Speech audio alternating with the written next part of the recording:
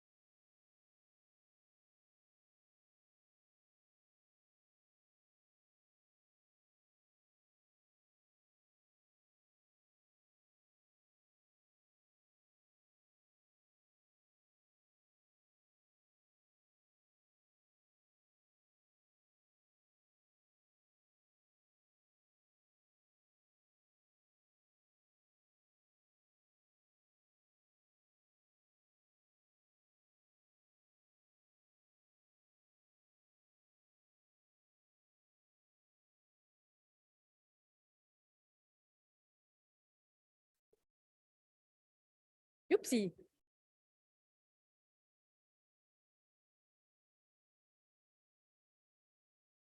Sorry?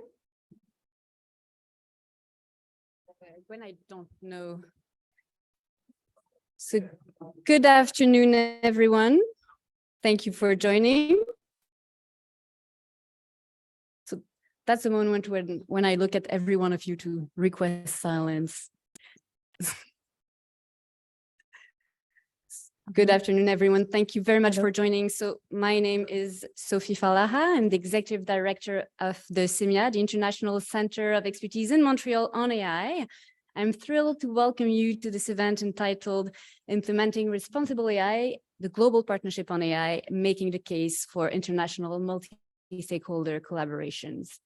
We're glad to see gathered today representatives from GPAI members countries' embassies and international representations, as well as different Canadian government members of parliament and our collaborators from the public and private sector.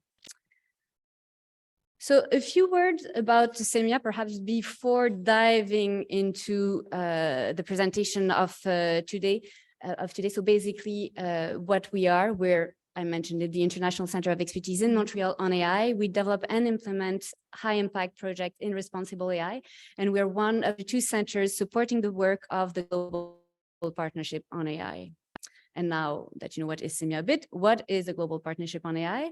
The GPAI started in 2020, thanks to the leadership of the governments of Canada, Quebec, and France, with 15 member countries at the time. And we're glad today to have 29 member countries around the table, all working towards bridging the gap between theory and practice for the implementation of responsible AI.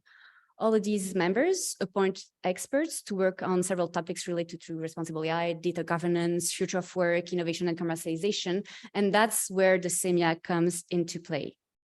So basically what we do, we act as a catalyst of impactful, concrete, solution-oriented projects. So we bring together an international community of experts, stakeholders coming from different backgrounds and profiles, from academia, from private sector, from the public sector, from civil society, for international organizations, and from governments as well, to bring impact, to develop these concrete and applied solution to responsible AI. So basically, we seed fund project. We build meaningful dialogue, engage with our partners. That could be from government, that could be from the private sector, from the public sector. We look for scale-up opportunities, and finally, we deliver and disseminate the outcomes for adoption of our project by our different partners. And so our collaborators are either from the GPAI ecosystem or outside of this GPAI ecosystem. And today, we are very glad to present 3 sessions presenting a bit project from our GPAI portfolio, but also from our standalone CEIMIA project. And so without further ado, I'd like to invite my colleague Lama on the stage for moderating the first session on AI regulatory policy, a comparative framework. So Lama, the floor is yours. Thank you, Sophie. I'm not sure this is working. Can you hear me? Oh, perfect. Okay, great. Well, first of all, I'd like to welcome you all today to our first session on AI regulatory policy. I'd like to also welcome our speakers, our panelists, Marjorie Buxer and Cameron Carey, both of which have been involved heavily on this project as steering committee members, and their contribution was instrumental to the success of the project. So a few words of introduction about our panelists. So Cameron Carey is the Anne and Andrew Tisch Distinguished Visiting Fellow in Governance Studies and the Center for Technology Innovation at the Brookings Institution. He's also a visiting scholar with the MIT Media Lab. His work focuses on AI, privacy, and cross-border challenges in information technology. Previously, he served as General Counsel and Acting Secretary of the U.S. Department of Commerce, where he played a leadership role in tech, trade, economic growth, and security. He was also a senior counsel at Sidley Austin. Welcome and thank you, Cam, for joining. Now I'll say a few words about Marjorie. So Marjorie Buxer leads the Digital Society Initiative at Chatham House, which aims to maximize the potential of technological development through solution-driven policy recommendations. Prior to Chatham House, she was a senior strategist at Purpose, where she developed various campaigns related to digital inclusion and climate change. She also worked as Associate Director and Global Leadership Fellow at the World Economic Forum, where she led the organization's digital technology work. Thank you, Marjorie, for joining us. The session will be split in 2. In the first part, I will be presenting our comparative framework, which we published about a couple months ago. And then in the second part, we will move to the discussion with Cam and Marjorie. So to give you a little bit of background of why we decided to do this work and why we thought it's important. Over the past few years, there has been significant regulatory development all over the world with different governments putting forward proposals and regulatory policies to govern AI. And we thought there is a need for a better tool to help navigate this increasingly complex regulatory ecosystem.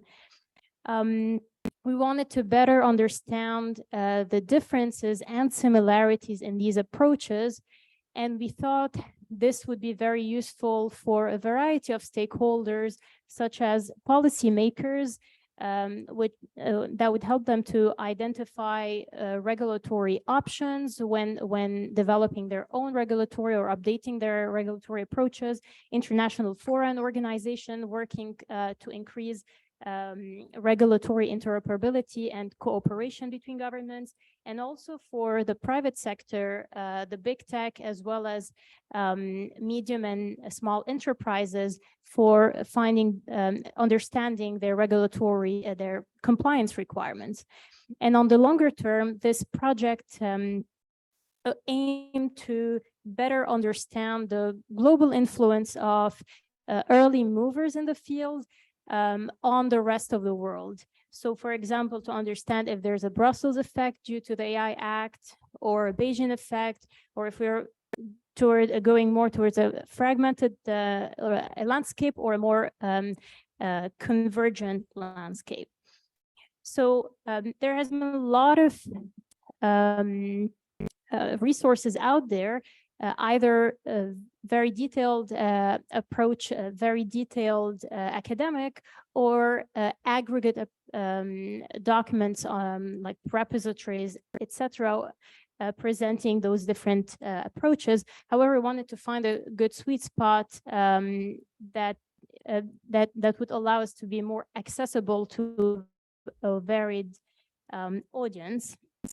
So we focused on the 5 early movers, 5 jurisdictions: the EU, the US, Canada, the UK, and China, mainly because they rank high on many AI development metrics. We adopted the OECD regulatory policy definition, which encompasses both hard and soft law, and focused on the national level. And finally, we consulted with many experts, as well as we relied on a systematic approach for search and category selection. Here I present, sorry, I'll move you to the right slides. So the different, we can see here a variety of regulatory documents that we looked at. For example, in the EU, the EU Act, the Liability Directive. For Canada, the Directive on Automated Decision Making, and the AI and Data Act. For the UK, the AI Assurance Guide, as well as the Pro-Innovation regulation document. For the US, the US Bill of Rights, as well as NIST RMF framework.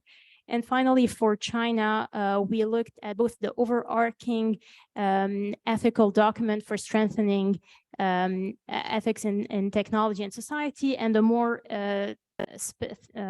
technology-specific ones focused on recommendation systems and deep synthesis. The comparative framework has 7 categories.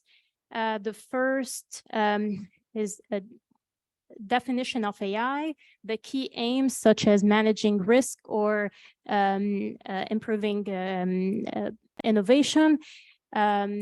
We also covered scope and focal areas such as territorial reach and emphasis of the approach.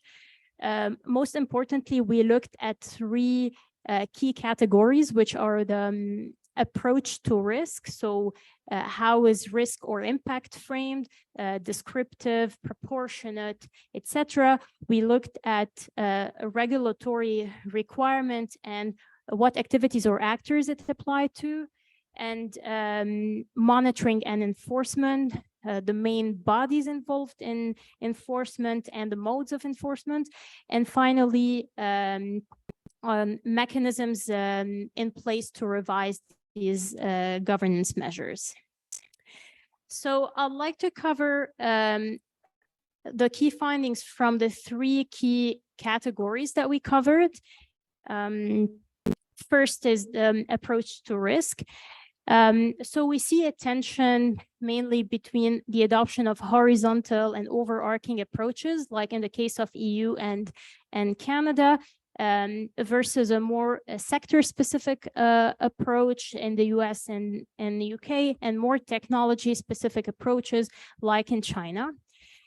We also, there's another distinctive factor between the proportionate approaches, such as the US Bill of Rights and the UK, while there's other approaches that focuses on specifically on high risk or high impact applications, such as Canada's AI and Data Act. And the third distincting factor is who who is the subject of the risk and what. So, for example, in the EU and the US, there's a big emphasis on individual a risk on individuals, where in the case of China, for example, there's more emphasis on a risk to society.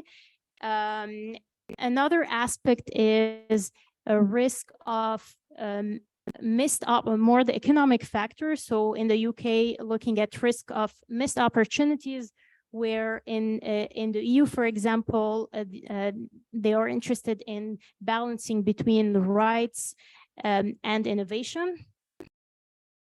The second aspect that we analyzed extensively was regulatory requirements.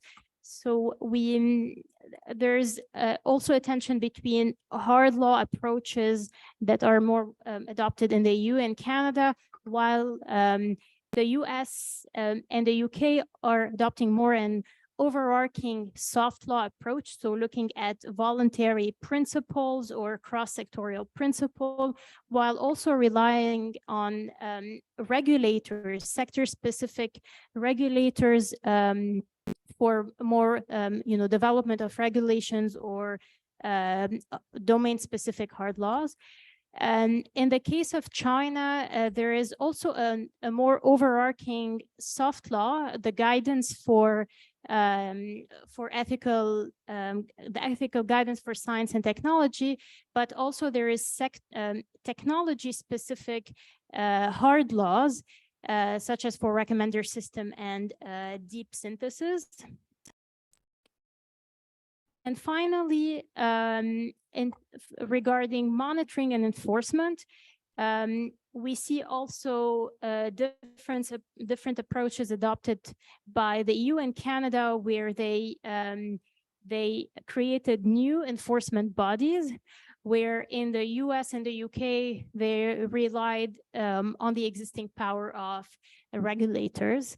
We also observe a difference in degrees of centralization and decentralization. So we have Canada is more taking a more centralized approach, but I wouldn't say it is centralized. It's more centralized than the others. And then we have the EU, which is also a bit more centralized, but also rely on a web of AI-focused bodies and national authorities. And finally, the US and the UK has a different kind of decentralization with more focus on sectoral spread. The last distinction we made is how enforcement is made, whether there's an adoption of more lighter touch options, such as self-monitoring and compliance, like in the case of the UK, but also on hard enforcement, like in specific cases in China or in the EU and Canada. So we won't go a little more in depth on this slide, but I wanted to also mention that we specifically did deep dives on standards, impact assessment, and audits, because we wanted to understand how the different countries have been using them to implement their own country's regulatory approaches. We are interested in particular in international standard development and how those tools could be used for harmonization and increasing interoperability between approaches. So to wrap us up and move us to the discussion, we hope that this framework help our audience and the different stakeholders to navigate this complex regulatory landscape. In the next phase of the project, we plan to expand to, I think very technology forward. Okay, so we plan to expand the comparative framework to a wider set of countries. So we want to cover different region of the world and focus on the ones that are maturing, and already developing their approaches further. And finally, our key interest is looking at concrete mechanisms to enable interoperability moving forward to help better operationalize those different regulatory approaches. So without further ado, I'm going to move us now to the discussion. Thank you very much for listening. I hope I didn't bore you.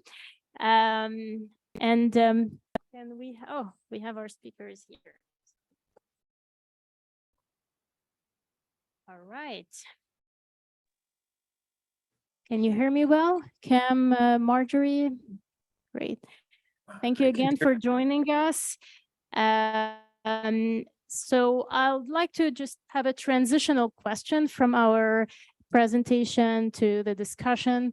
So you've been involved heavily on this project and you've been following all the development of the different regulations in the field. Do you observe a more fragmented landscape over the past couple of years, or do you see more consensus and on specific things, on specific ways forward? So as an introductory questions to you, I don't know if Cam or Marjorie would like to jump in first. You tell us, Lama. I'll go for it then. Right, okay. Cam, thank you for letting me go first, but feel free to interrupt me, and good evening, everyone. It's a pleasure to be with you, at least not in person, but online, and congratulations to the CEIMIA team for a very timely report.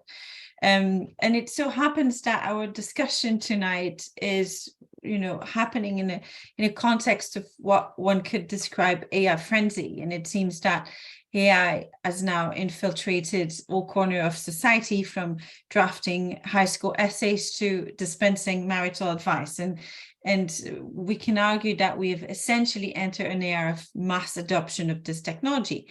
And we as humans really much are grappling with how to best manage this disruption.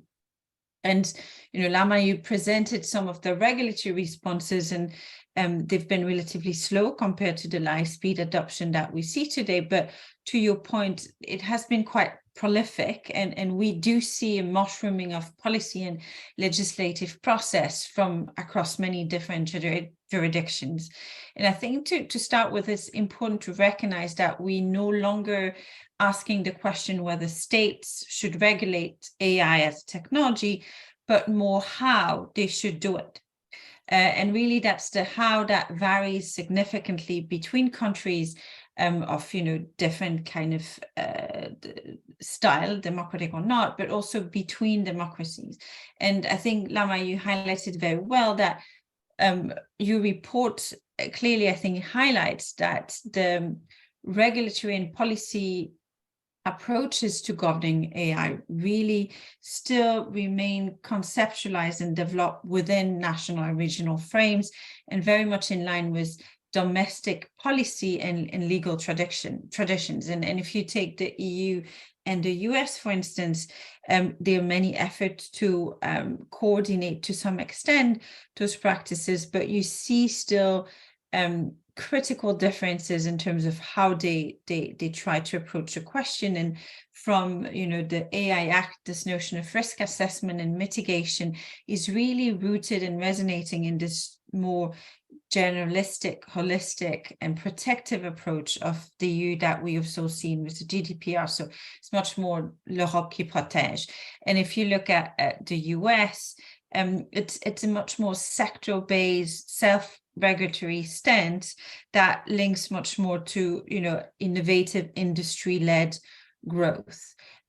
So you essentially have value-based approach and more industry standards, and both are equally valid. I don't think that here we're trying to make a judgment, but they are different things. And what we see is that those distinctions remain.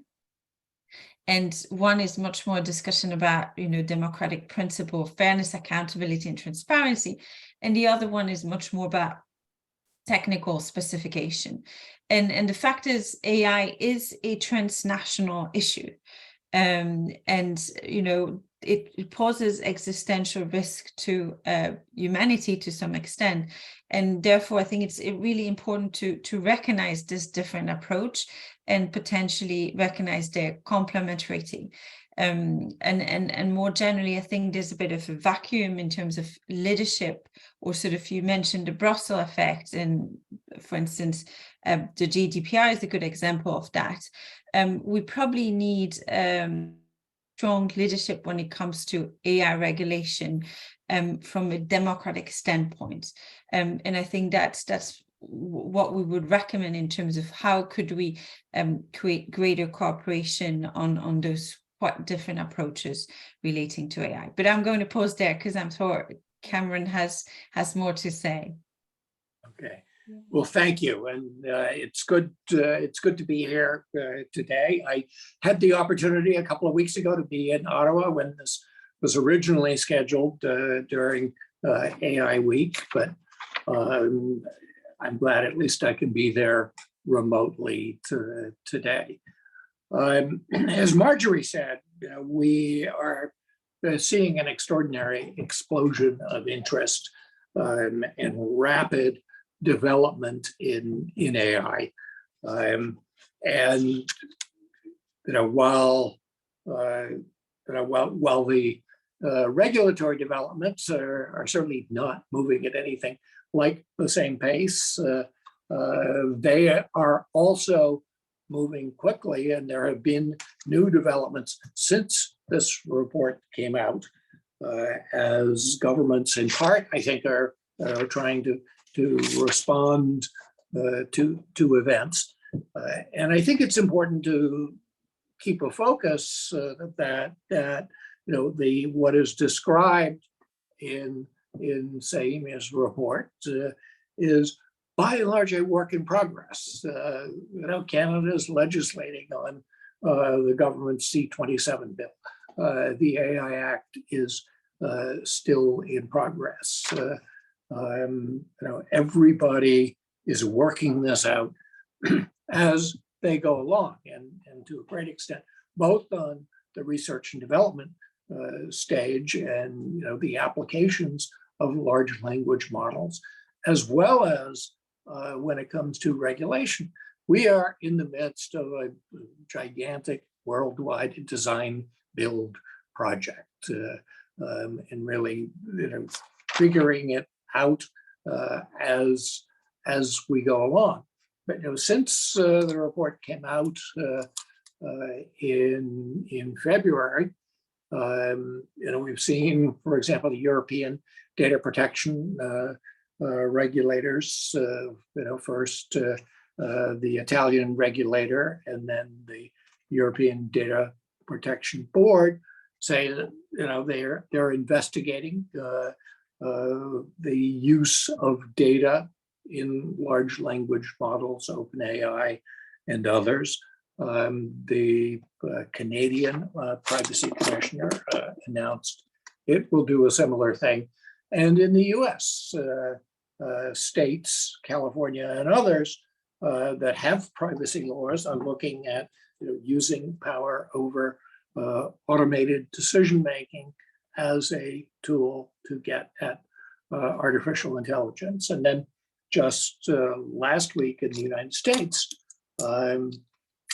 Senator Chuck Schumer, the Senate Majority Leader, announced plans to go down the road of some AI legislation focused mostly on transparency, on accountability, audits, and risk assessments ahead of time, and measurement. And the National Telecommunications and Information Administration, part of the Department of Commerce where I was, and the Biden administration, put out a request for information on AI accountability.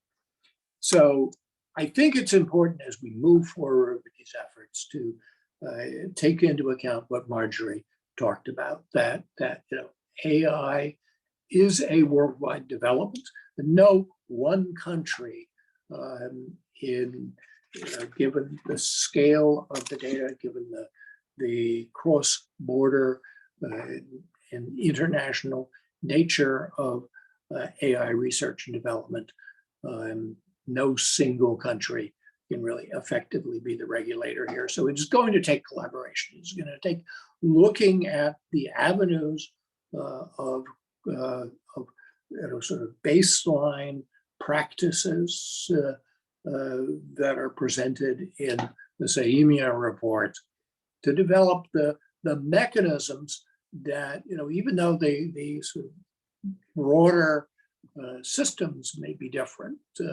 as certainly they are between common law countries, civil law countries, and organizations like the EU.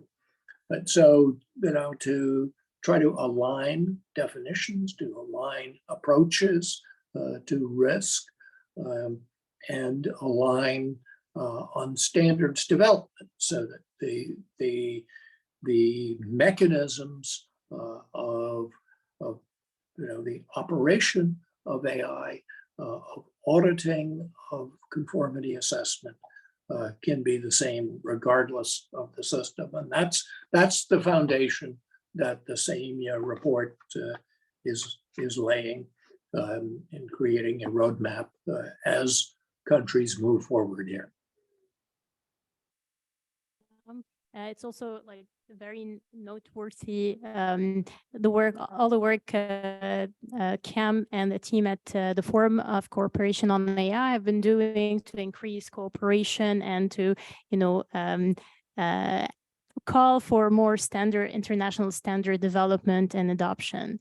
I'll go back to Marjorie, since Cam mentioned all the recent development, all the fun stuff on ChatGPT, and who's becoming everyone's favorite pastime activity.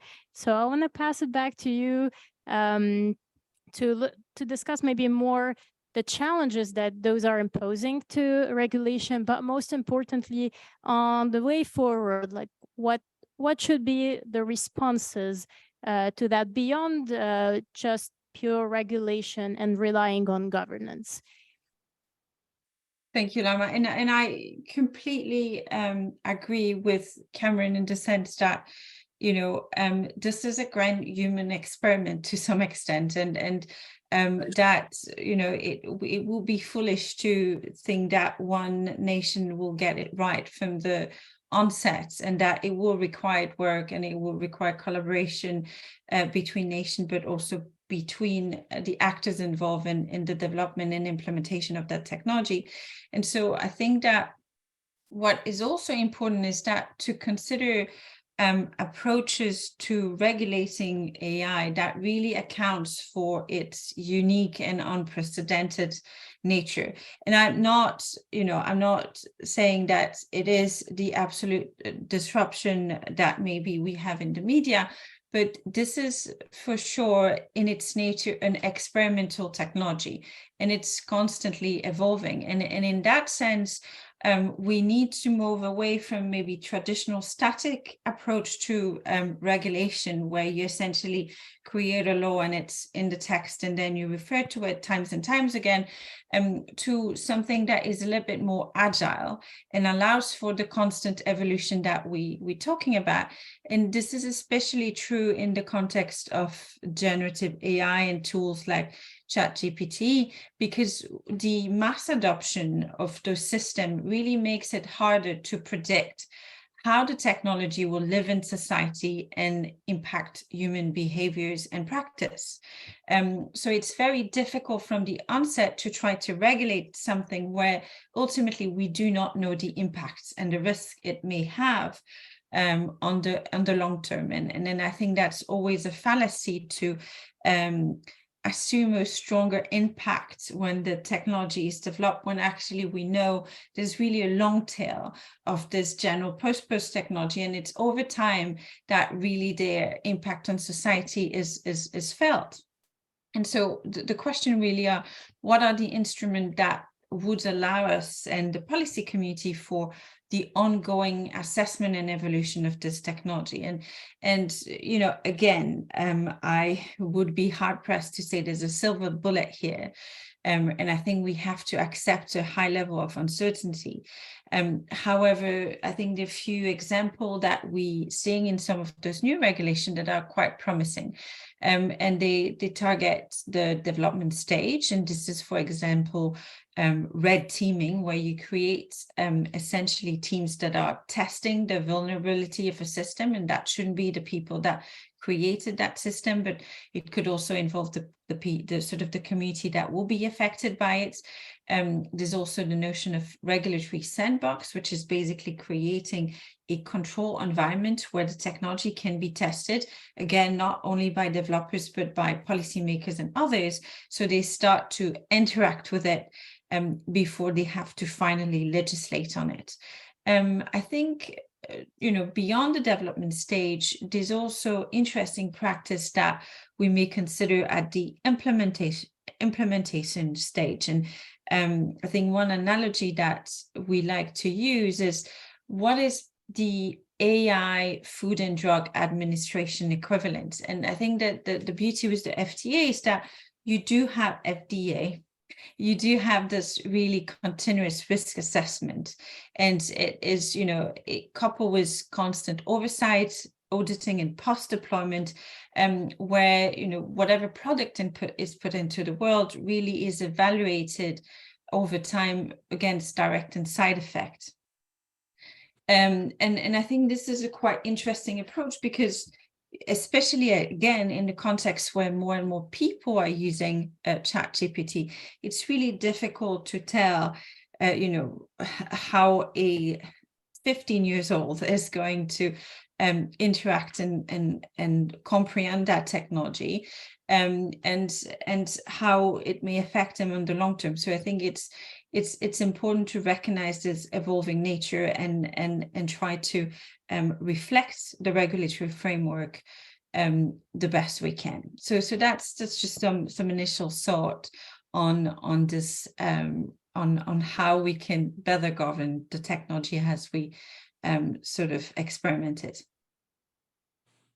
Great. Lama, thank you for mentioning the Forum for Cooperation on AI, which is a project that I co-lead at the Brookings Institution, along with the Center for European Policy Studies in Brussels. And what we've been doing is to bring together experts along with officials from 7 different governments. Canada is a participant, as is the UK, the European Union, the United States, along with Australia, Japan, and Singapore. And it's been an opportunity to explore approaches and to develop ways to try to align policies, to align research and development, and to work on standards. And I think standards have the advantage of doing some of the things that Marjorie talked about, in that they are iterative, they are multi-stakeholder, and done through international standards organizations like the IEEE, like the International Standards Organization.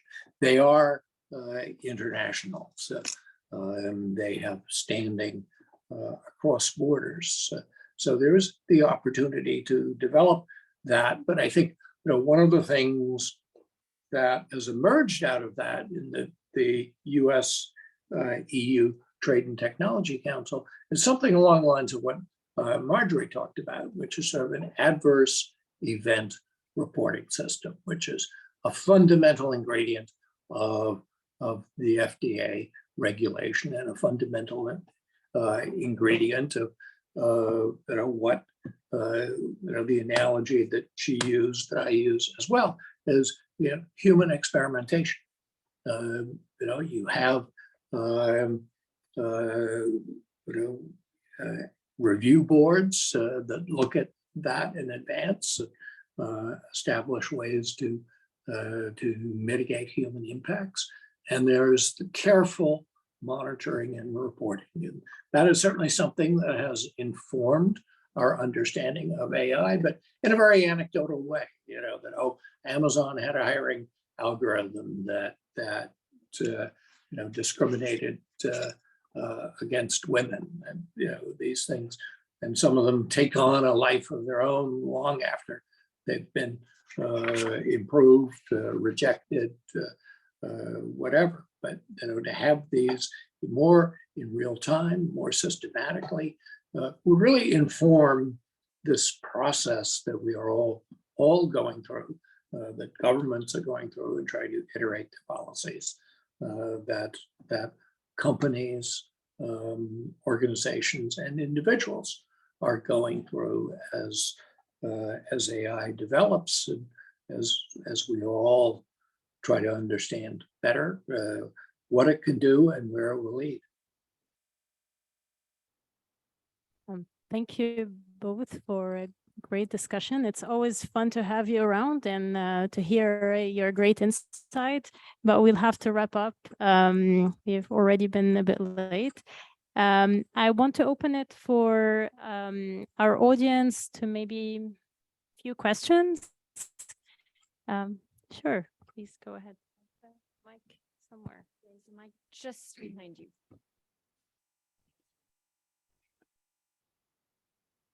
Good afternoon, and thank you very much. I actually, as always, have several questions. So I want to start with, is there really a first mover advantage when it comes to AI legislation? Because I look at the US with sort of a very sector-specific approach, the EU with kind of a horizontal technology, AI-specific approach, and then the UK apparently kind of biding their time in the middle with a bit of both. And if it really is a large design build project, then is there much of an advantage in being a big time first mover in AI regulation? Thanks. I don't know if Cam or Marjorie, one of you would like to take that one? I'll start. Interestingly, Lama, I think it was you posed a question about a Brussels effect. You didn't mention a Washington effect or an Ottawa effect, but I think the course will obviously. There's a lot that depends on what your impact on the marketplace is. The EU does not have a lot of significant AI players in the marketplace, but it certainly has economic power as and as a buyer of services. I do want to sort of underscore something that Lama mentioned. That, in the U.S., there is action at regulatory agencies. So even as some countries are legislating, agencies in the United States, like Housing and Urban Development Agency in the area of housing finance, the Food and Drug Administration for AI-enabled medical devices, and the Consumer Finance Protection Board in lending are all in the process of applying existing laws on discrimination to algorithmic discrimination. So we will, I expect, see developments on that front. All of this is still an iterative process, and whenever the EU completes its process in the next year or so of legislation, it will be some years before that comes into effect. Other laws, other changes in the marketplace may come into play before that happens. Thank you, and if I may add, I think that There is for sure in the AI discourse a strong notion that AI is a race, or that nations have to compete, and I think that's definitely an assumption that I think we should potentially put aside. And I think that effort, like CEIMIA, but also what Cameroon is leading, are really important, because while there's a sense of competition, I think the cooperation will be probably more important factor in getting governing AI right at a global level. Now, there still is a question about sort of regulatory leadership, I suppose, in the field of AI, and my sense is it's less about timing, but more about how innovative and how sort of fit for purpose the regulation and the framework will be. And it's a little bit what Cameron and I just mentioned. Is it a sort of legislation that is going to account for the many facets of this technology? Is it a legislation that's going to potentially evolve with it? And of course, the Brussels effect was the GDPR, the data legislation from Europe, was also very much due to the fact that it has an economic power and a lot of users in that region, and therefore companies felt that they should align if they want to stay relevant within the European market. But I think that beyond the economic power, how innovative and how sort of reflecting of the challenge that we see with AI, the legislation probably will sort of have strong factors for how prevalent they may be beyond the jurisdiction they emerge. Thank you, Cam. Thank you, Cam. Thank you, Marjorie. I think we're reaching the end of our session, but I just want to quickly check, is there any other very quick questions? We have one more. Just more commentary, but maybe I can put a question in the end. So I don't have a regulatory background. I don't come from the government. I'm a startup founder, Fairly AI. We do AI oversight and risk management. So just want to mention a couple of things based on the discussion. My 9-year-old is also using ChatGPT, not 15-year-old. My grade 7, my 12-year-old is using it to write essays. So teachers have to figure out how to circumvent that. So they're doing in-class essays now instead of take-home essays, for example. So people are working around that.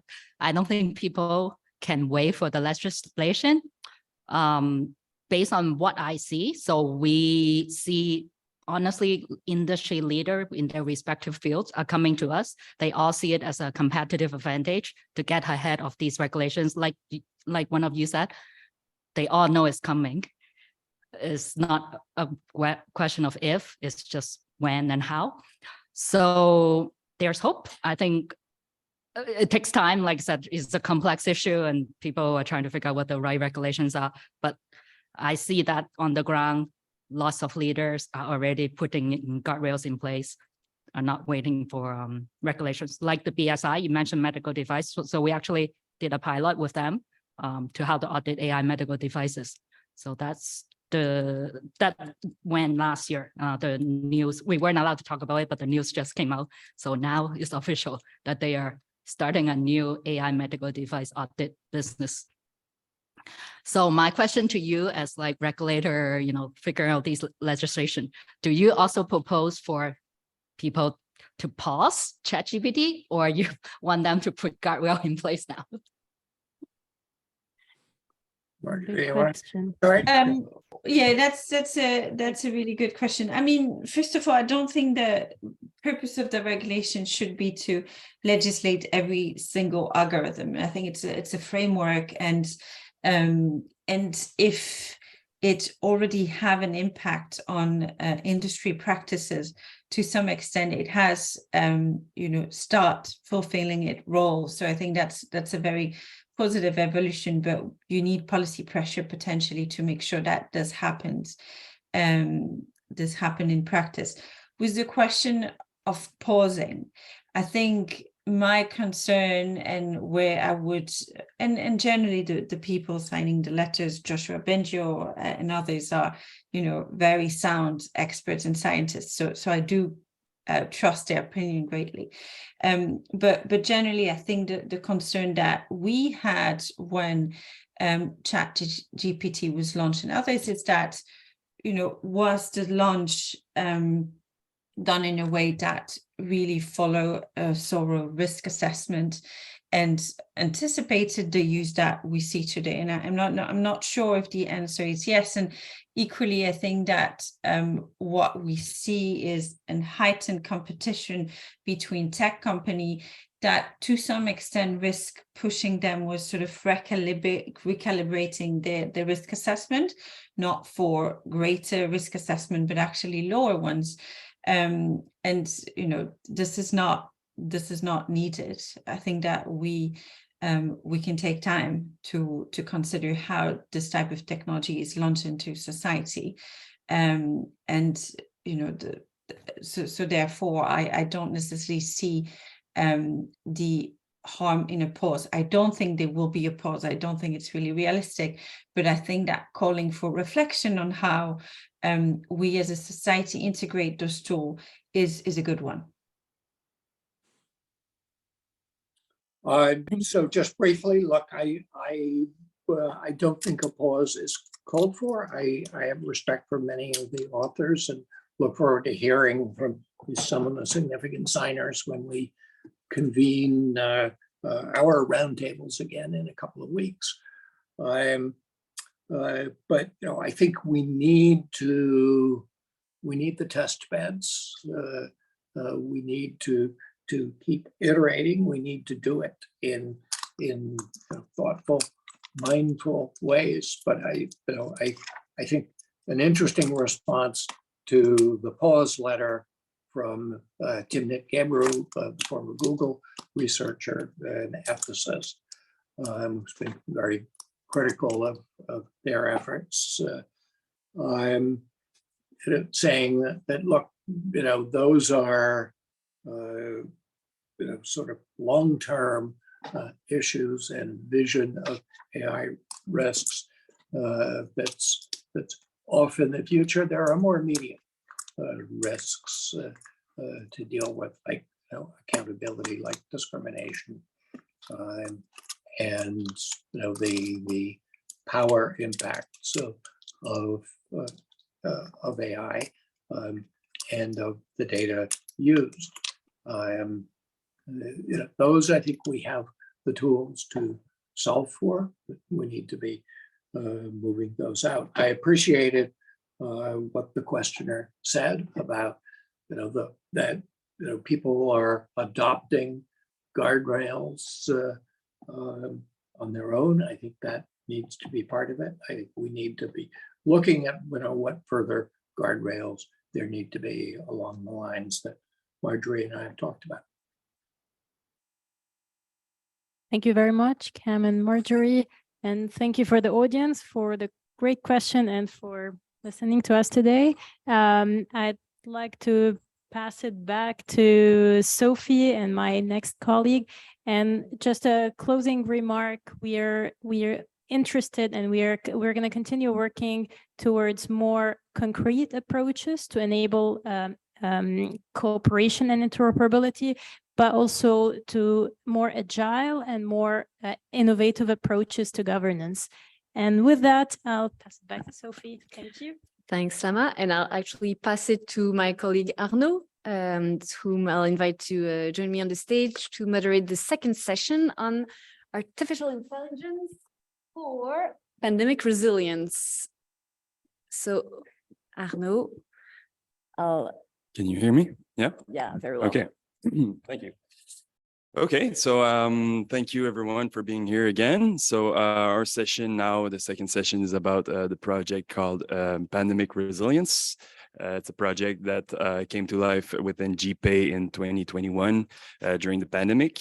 So the goal of the project was to find a mechanism to leverage all of the initiatives that we're building models and using data to to create a response to pandemics and try to manage it. Yes, next slide, please. So today we are very honored to be with Michael O'Sullivan and Nathaniel Huppert, who are leaders from the project.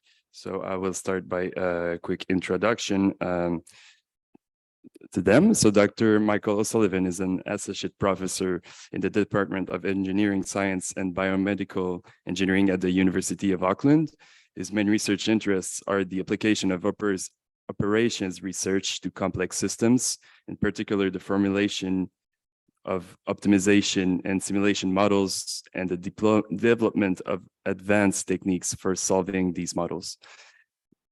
His research portfolio includes improving health delivery services, modeling to inform government policy, building intelligent computing and storage clouds, conceptual sorry, there's so many nice stuff to read here. Modeling to inform government policy, building intelligent computing. Okay, sorry. Conceptual construct modeling. Sorry, I'll just bring it closer to my eyes. Developing innovative optimization software and simulating construction projects. He co-founded the Operations Research Unit at Analytics, known as ORUA Research Group. He is a leader in the research sector of the Deputy Director of Te Punaha Matatini in New Zealand, the President of the Operations Research Society of New Zealand, and the project lead for the Pandemic Resilience Project within the Global Partnership on Artificial Intelligence. Dr. Huppert is a physician and researcher at Weill Cornell Medical College of Cornell University, whose work has focused mainly on public health and emergency response logistics, including to the COVID-19 pandemic. He is currently the translation and policy lead for the Oxford and Cornell-based COVID-19 International Modeling, known as COMO Consortium. He served for 10 years as a senior medical advisor in the U.S. Centers for Disease Control, CDC, U.S. Division of Preparedness and Emerging Infections. And he was also both a medical advisor for the National Institute of Health Modeling and for our Infectious Disease Agency study, MIDAS. In addition to teaching about the uses of operation research modeling for health policy at Weill Cornell, he lectures on how to use models effectively in the new Masters in Modeling for Global Health program at the University of Oxford. Clinically, he works as an internal medicine hospitalist at New York City's Lower Manhattan's Hospital and co-directs Cornell's Institute for Disease and Disaster Preparedness. He trained at Harvard Medical School and School of Public Health and at the University of Pittsburgh. And apologies for my, at the beginning, it's written very small, but very impressive profiles, and we're very lucky to have them on board as along with many other very impressive profiles. So next slide, please. Okay, so the context of the Pandemic Resilience Project, as I mentioned, is a project that came to life within GPAI. So the goal of the project is to establish a mechanism and process to validate and deploy promising AI initiatives with high potential for positive impact on pandemic resilience and preparedness. The project in 2022 pursued two streams of activities under the Responsible AI working group. Those will be described by Michael soon. But the goal of the session here today really is to share the project, the progress of the project with you, the audience, especially public officials and governments, because this project really seeks to bring tools and provide tools to manage pandemics. And we would be looking to have feedback on the use of those tools that we are trying to create. We would like to have a discussion on how these types of efforts can improve future response to pandemics and what is needed to put them in place. So we would want to get feedback on the usefulness of those tools for governments and public health. So Michael, could you start by describing a bit more of the activities of the project, please? Yeah, sure. Thanks, Anna. Can I get the next slide, please?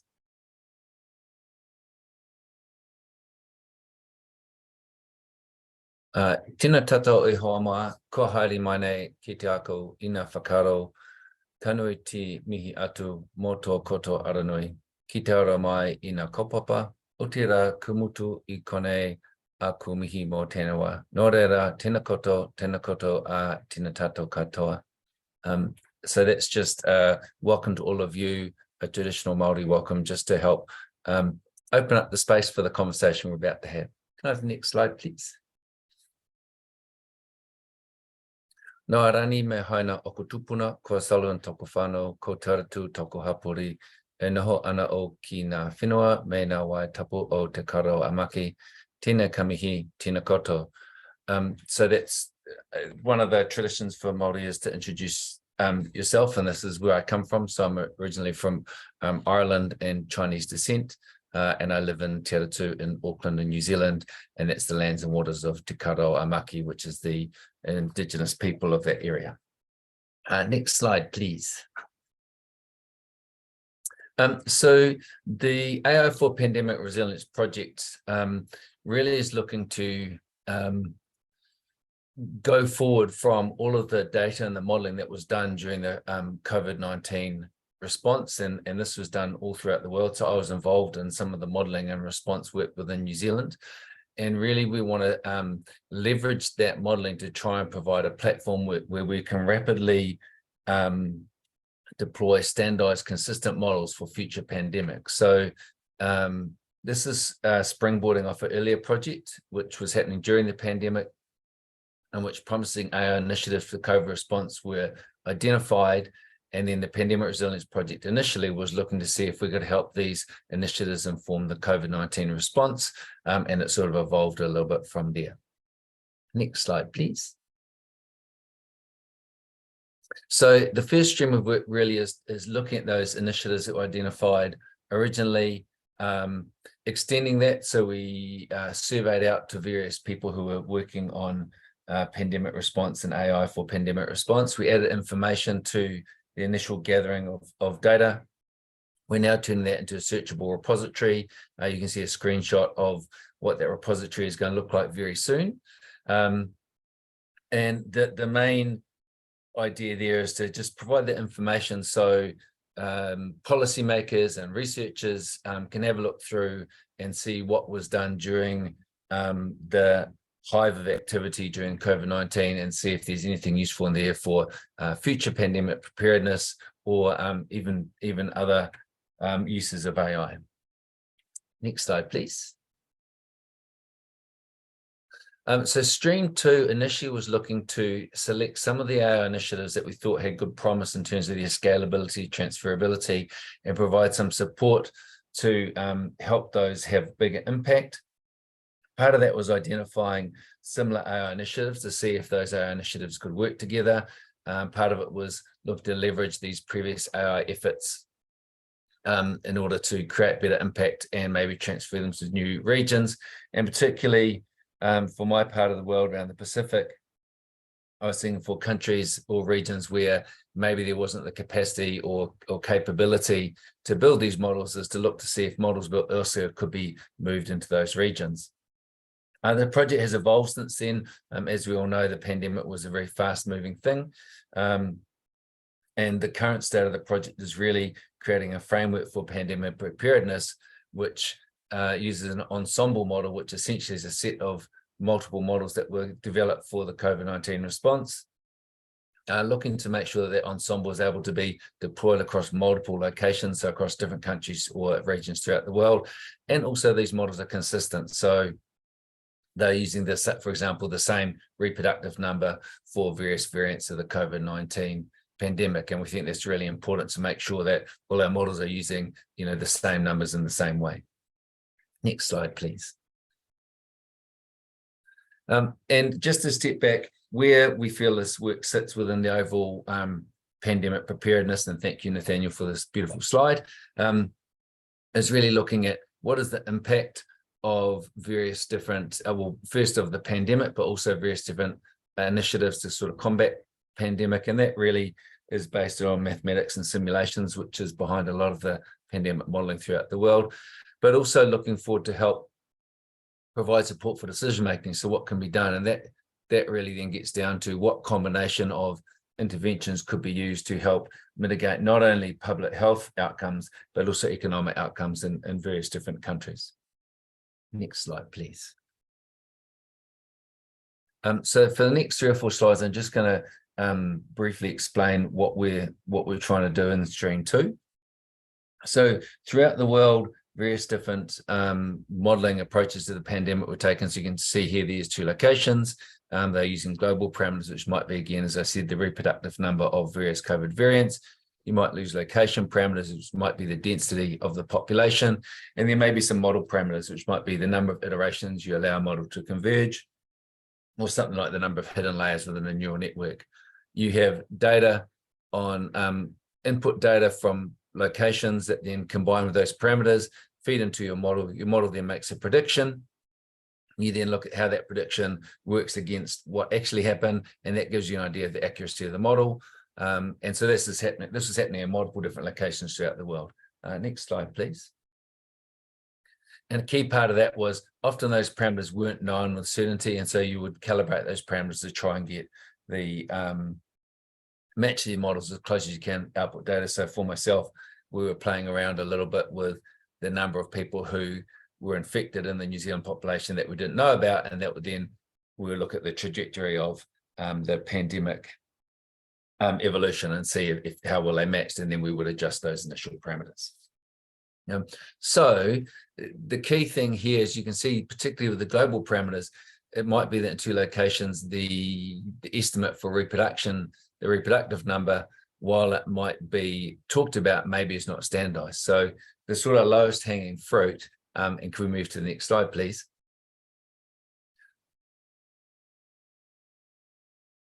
Was to say that let's use the same numbers across both the locations. So we have the reproductive number of, say, the alpha variant, the delta variant, and the Omicron variant, and that those should be the same across the different locations because it doesn't change. What the percentage of the population with those different variants may change, but that's a location-specific parameter, not a global parameter. So first thing is we wanted to make sure we started using parameters for consistency.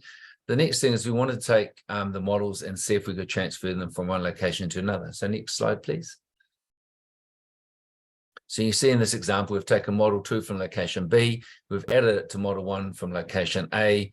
We're still using standard global parameters, but you see up the top there, we now have standard location parameters. So now we need to make sure we use the same parameters. And the example I gave was population density. We need to use the same number for population density in both model 1 and model 2. There may be some model specific parameters. For instance, model 1 may do some convergence, so it might have a number of iterations. Model 2 might be a neural net, so it might have hidden layers. And so those can be different. We're using the same data for both of our models, both the input and output data. And you'll see also down the bottom that the outputs from each of the models now are combined. So we don't have a single model accuracy. We talk about the ensemble. So we're going to, our parameters inform how well our models work. And then we want to see how do our models work as a collection, not as individuals. Next slide, please. And so don't worry, it's not going to get any more complicated than this. So what we can see here is this is what our approach will look like. So we have an ensemble model working in multiple locations. So you can see here we're using model 1 and model 2 across both locations A and B. We're going to have our standardized global parameters, our standardized parameters in each location, and we're going to do feedback. So what we're going to do is we're going to adjust those global parameters so they work across all of the locations. So we're not customizing our global parameters that should be agreed upon for each of our locations. We agree upon them for all of our locations. Similarly, inside our locations, we're agreeing on parameters for all of the models at the locations, and there'll be these feedback loops you can see, which is the dashed line, and that's all going to happen automatically within a meta-heuristic framework. So the end result of that is we will have a large suite of models and locations which are all being calibrated, and those will then be available to be able to be the starting point for models for new countries. So we'll have an ensemble model with consistent parameters for multiple locations. And a key part of that, the next slide, please,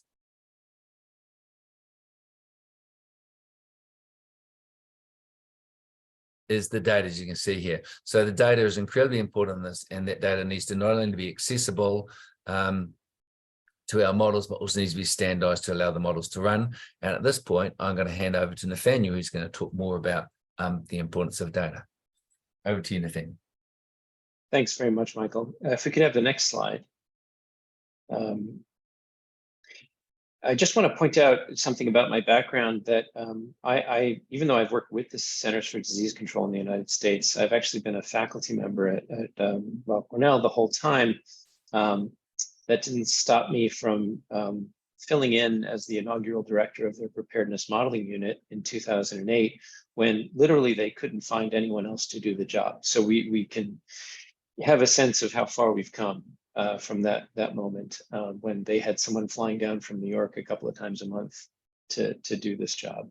I've also been very involved at the interface of the types of models that Michael just mentioned and policymakers often who have no idea what the modelers are doing, what models look like. They haven't seen math since high school, or they're finishing studies before going off and learning all the things that they need to know about being either physicians or other types of policymakers.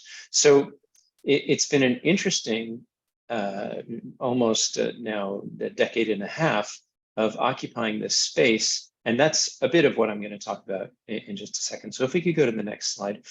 One of the things that I'll point out right away about the diagrams that Michael just showed is these feedback loops that he's talking about are about making the models better. But of course, there's a different feedback loop that goes from the model to the outside world and then comes back to the data, which is that because models actually changed the world during COVID and have changed the world in other diseases in the modern era, sort of going back to the UK foot and mouth disease outbreak, which was very heavily modeled by the folks at Imperial College and a couple of other places.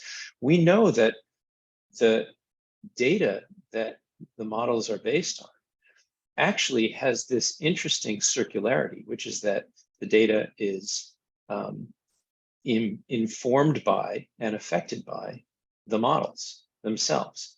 So let's just keep that in the back of our mind. One of the things that is so critical about what Arnaud and Michael and the group that I've been very privileged to be part of, what they're trying to do is they're trying to make models useful. And one question that we could ask right off the bat is, how are models used in the world? How should their use inform the creation of models? And one of the things that is really critical here is that it's obvious to many of us in the modeling world and some of us in the policy world that there isn't enough communication going back and forth between the modelers and the policy makers. And that's a phrase, that's a job for which I think the term model translator is not perfect, but at least adequate label, that there's got to be someone who can be a part of the modeling team who knows where and how the model might be used. There are a bunch of groups around the world who are working on this.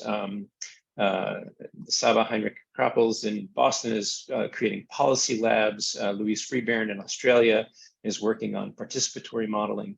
In a crisis like COVID, it's very difficult to do this, but this role is critical. And one of the things that I'd like to get across is that along the way, along this path of going towards more AI involvement in this and more data, we have to make sure that we keep in the back of our mind this idea that we need people who can speak both languages, the language of policy and the language of law.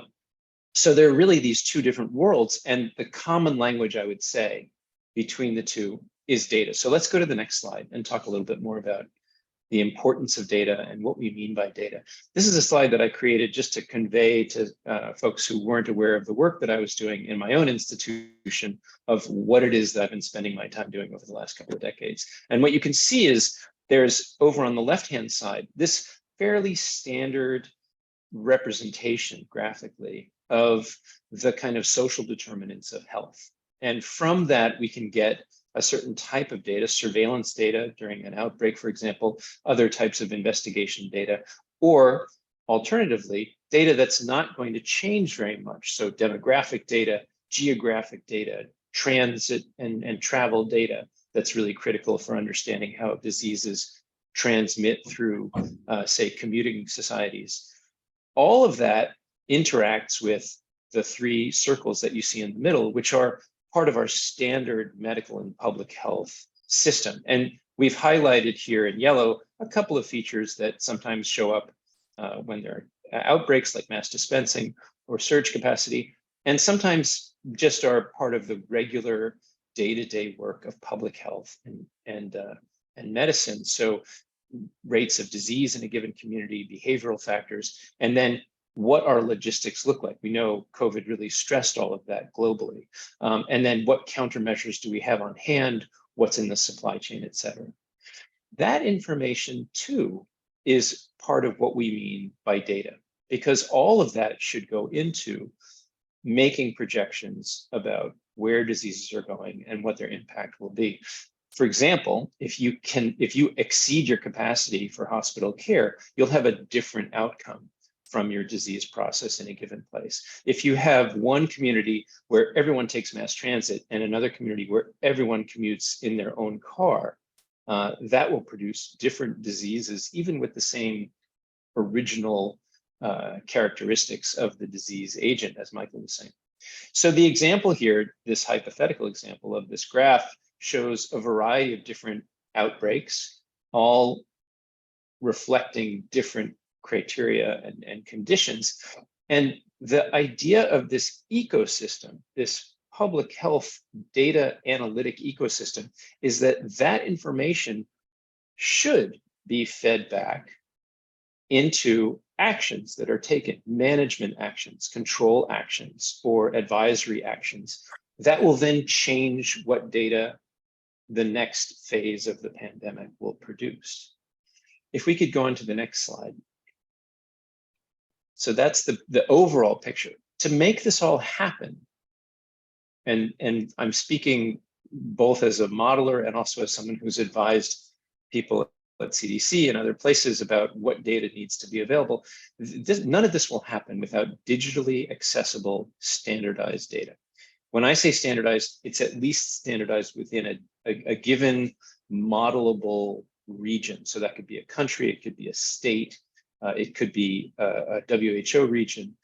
If it's not digitally accessible, it really won't be used. So we had a lot of places around the world that initially were putting out PDFs of graphs. And, you know, as a modeler, all you can do is get out your ruler and try to make that into a digital spreadsheet of data.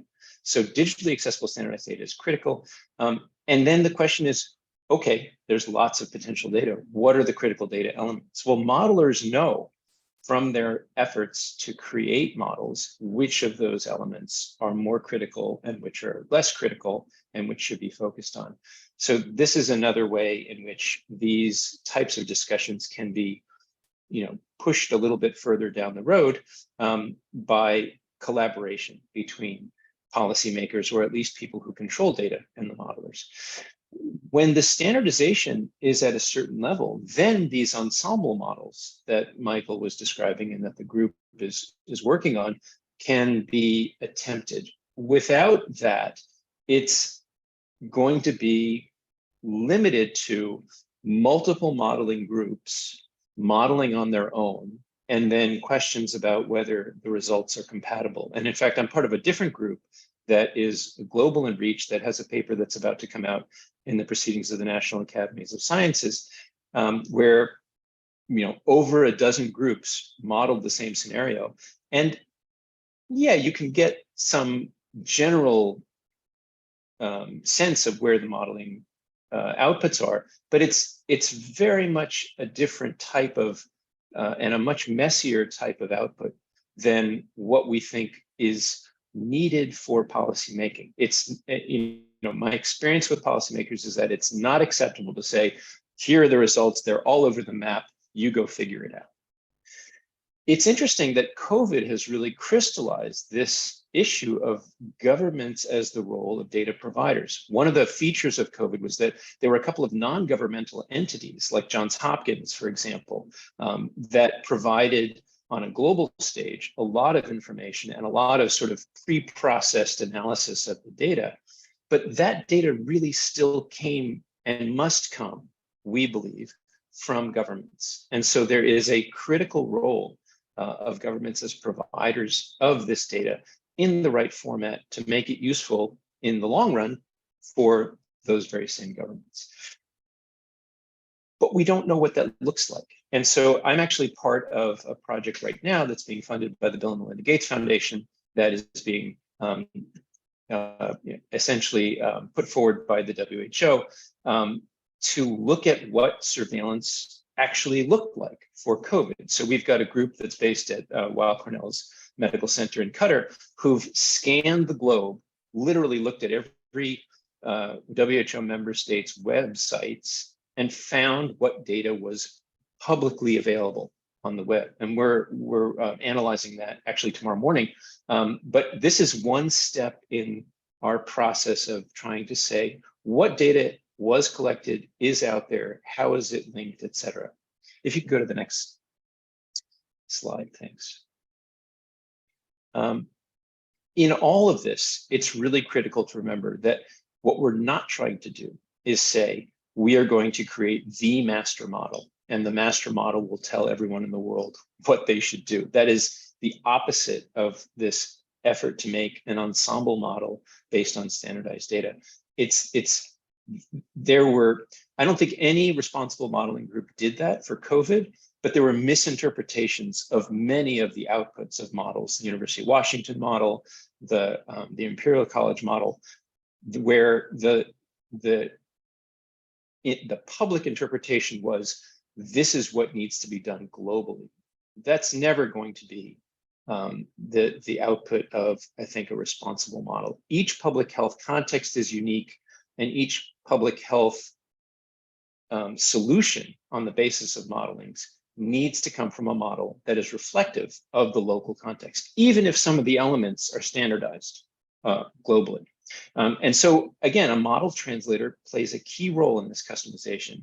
And the interoperability of the model outputs really depends on the ability of each country or region to have someone who knows how to do that. And so there's a huge component of workforce capacity building that I think all the nations of the globe have to undergo, because it's clear that every nation that I've encountered has capable individuals who could be doing this, but not every nation has those individuals trained in such a way that they are ready to go and do this tomorrow. So before we get to interoperability, we need internal operability. And that involves the ability to get the data, to manipulate the data, and to interpret the data. And really what we're trying to do is we're not trying to just get the data from countries and put it in a model and go do something with it. We're trying to create a model, or I would really say a suite of modeling tools that you can bring to the data, so that you have better solutions and better insight into the options of what's possible and what's potentially effective. If we could go to the next slide.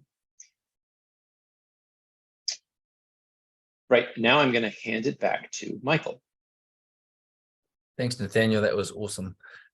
So really the next steps for pandemic resilience is obviously we're still working on stream 2, and stream 1 is hopefully the living repository will be delivered soon. We would love to get some publicity for the living repository for researchers and science policy advisors to see, is this a useful thing? Maybe do some iterations on that to make it something that people want to use and contribute to over time. In terms of the ensemble model, we're really still about mid-development.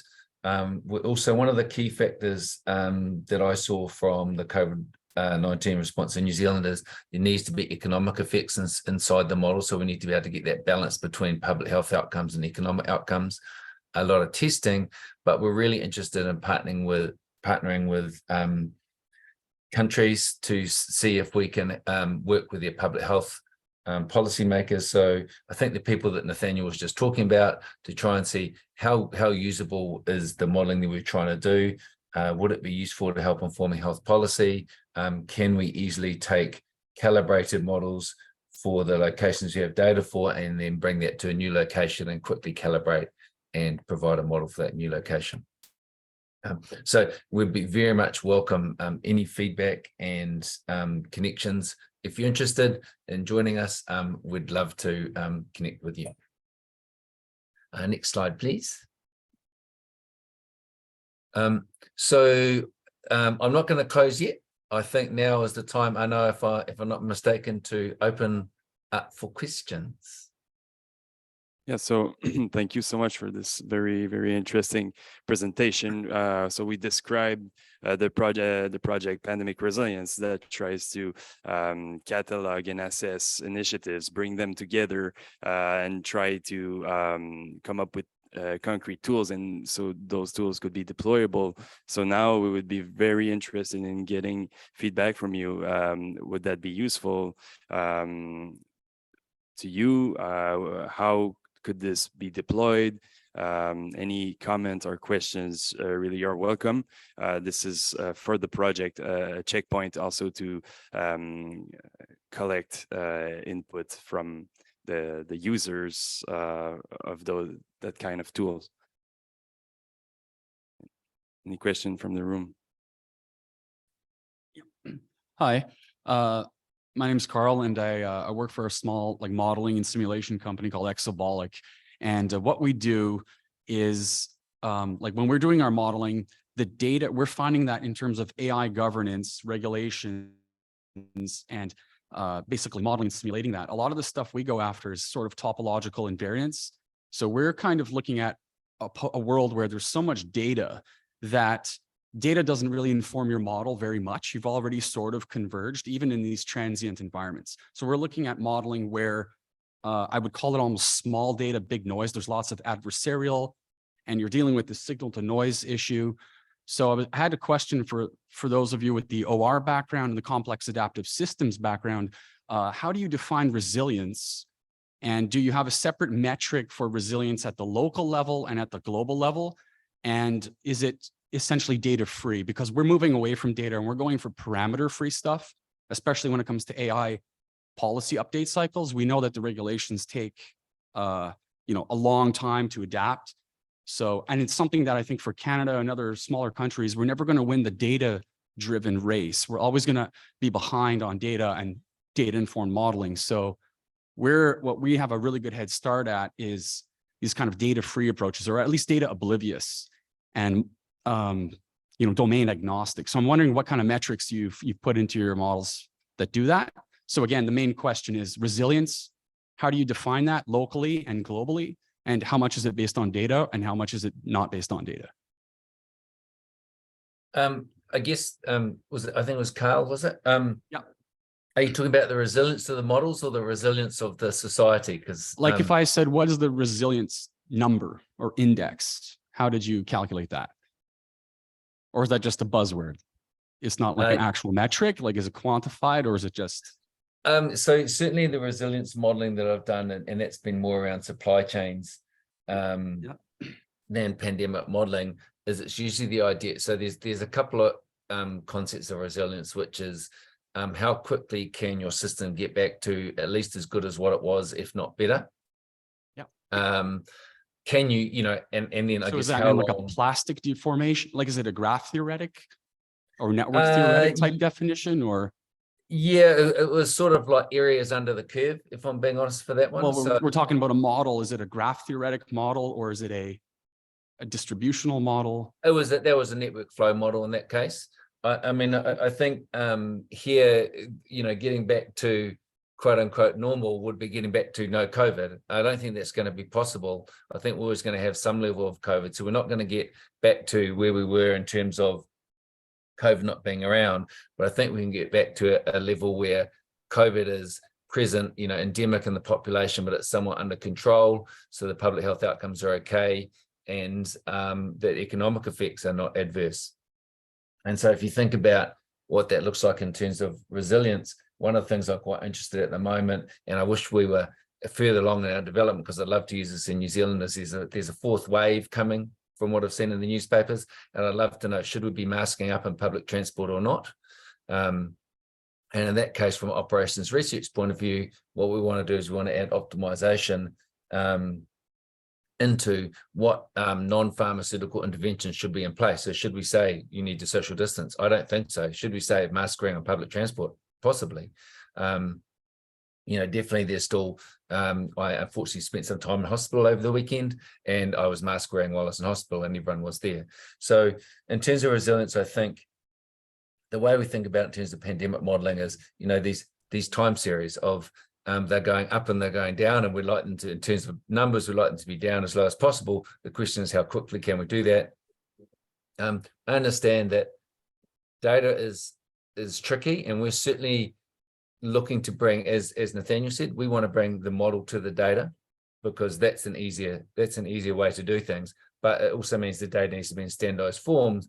Otherwise, there's quite a long development effort to manipulate your data. So certainly for policy, we like to see, we don't want to act on data in real time per se. We want to kind of smooth that out and look at the bounds on that data, at least for those policy cycles, those regulational cycles.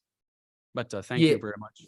Yeah, and I think just one last comment on that. I think we're not, so I think Nathaniel's wanting to inform policy about how data should be collected and maintained. And I guess certainly one of the silver linings of the COVID response was a lot of the government responses are pretty quick, but it wasn't necessarily heavily regulated initially. So I think the idea of using modeling for regulation, I think, is really interesting, but a longer time frame. But I don't think you should necessarily step right away from data, because in New Zealand, there's big government data sets that we can use in a very carefully curated way to inform policy. So I think data informed policy, or we tend to call it evidence-based policy, is still the goal here for us. I'll just add two things. Yeah, it's a really interesting set of questions, very complex. I'll add two things. One is that I don't know what your personal experience has been with public health officials in the country where you're working, but I would guess, based on my experience, both in the US and in Germany and other places where I've worked, that data-free modeling might be greeted with some skepticism by public health officials who famously, will only act if they see sick people. They won't even act when, for example, there's a plume map of potential infection. These people are very cautious. And so you've just got to keep that in the back of your mind. The other thing is, when you're talking about things like resilience scores, I'm sure everyone knows that in 2019, a global survey of pandemic response capability said that the US was #1 and the UK was #2. And of course, all of these types of quantitative measures miss incredibly important non-quantifiable things like political leadership. So we just have to have a lot of humility about what these numbers might mean. All right, well, we'll have to move on to the next session. So apologies for that, but if you would like to continue the discussion, please reach out to us. This is really what we're trying to do, open the discussion. So we'll be welcoming any requests and we'll share our contact information. So on that, I'll pass it to Sophie, who will Shall take on. Can I just really briefly close the session off?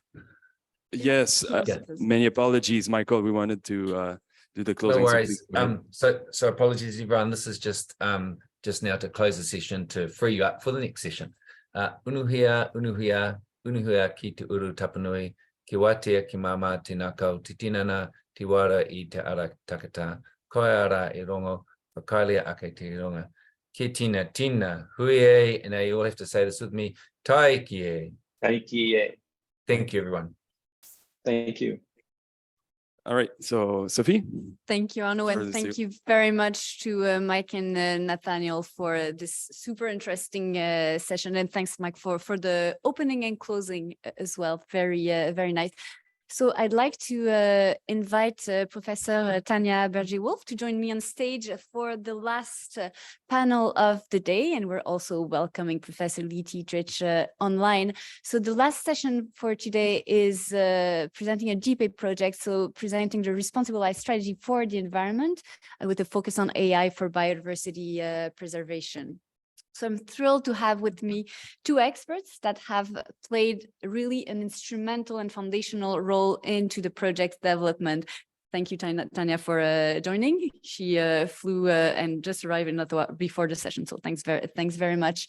So a bit of introductions about both our speakers. So Lee online, hello Lee, joins us today in her capacity as one of the project's RACE co-lead, as well as CEIMIA's newest board member. Hello Lee. Lee is a distinguished faculty fellow in ethical technology at Duke University. She's a widely recognized leader in artificial intelligence, data and emerging technology, member of the OECD network of AI experts, and collaborates with the OECD through the ethical tech practicum she designed and teaches at Duke. Lee also serves in the Global Partnership on AI, so the GPAI, with the multi-stakeholder expert group as a co-lead of the MEG IP committee, as well as the MEG AI and Climate Committee. She's the co-author of the forthcoming casebook, The Law of Artificial Intelligence, coming this year, and has several other publications.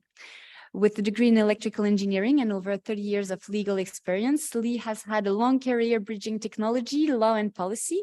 Prior to joining Duke, she was a partner at the global law firm Covington and Burling LLP.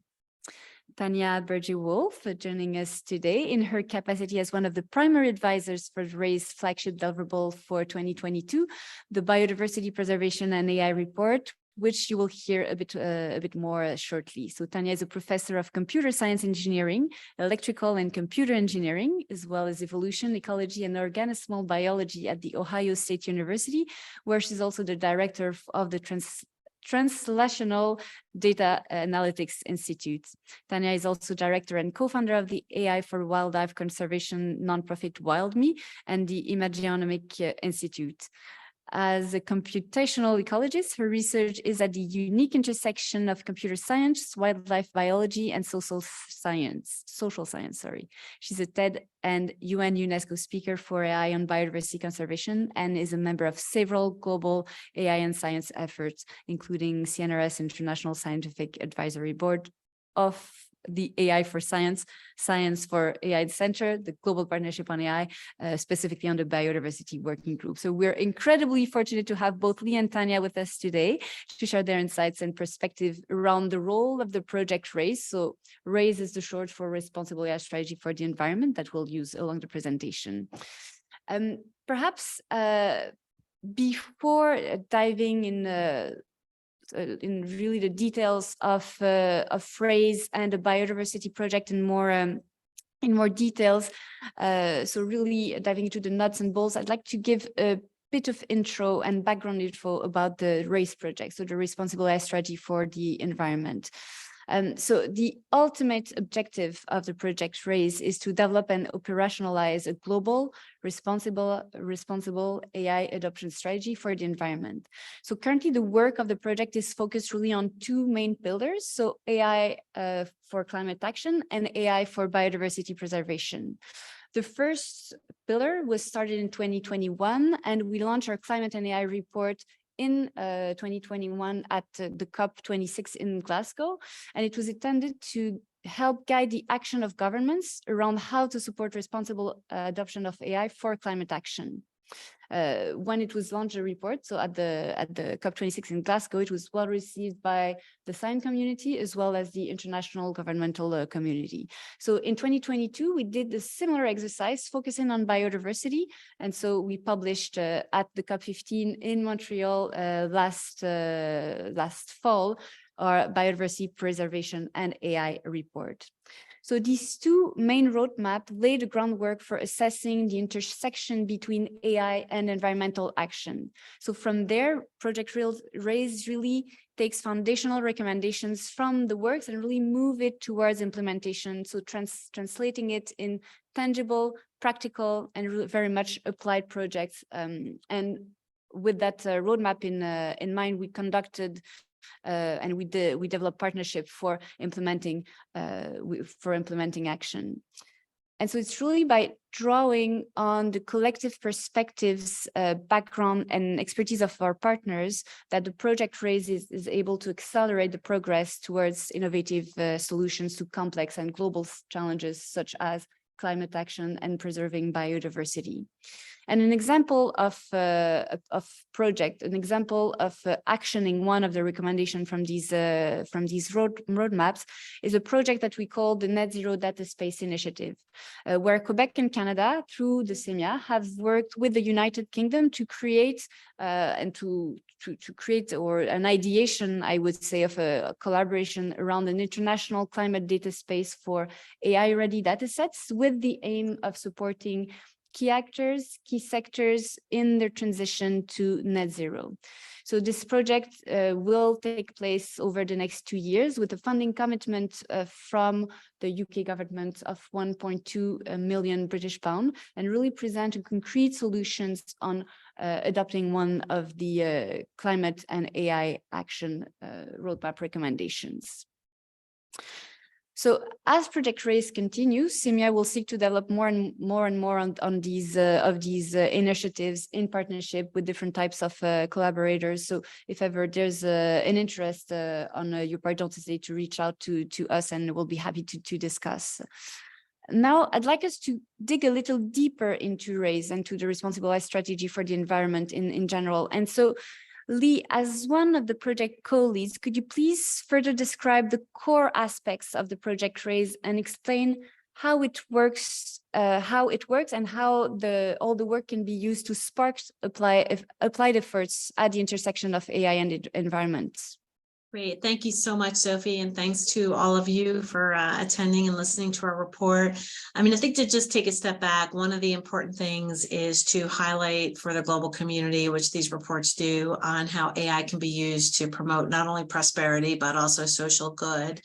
And as Sophie mentioned, our two main projects so far have focused on these reports on AI and climate and AI and biodiversity.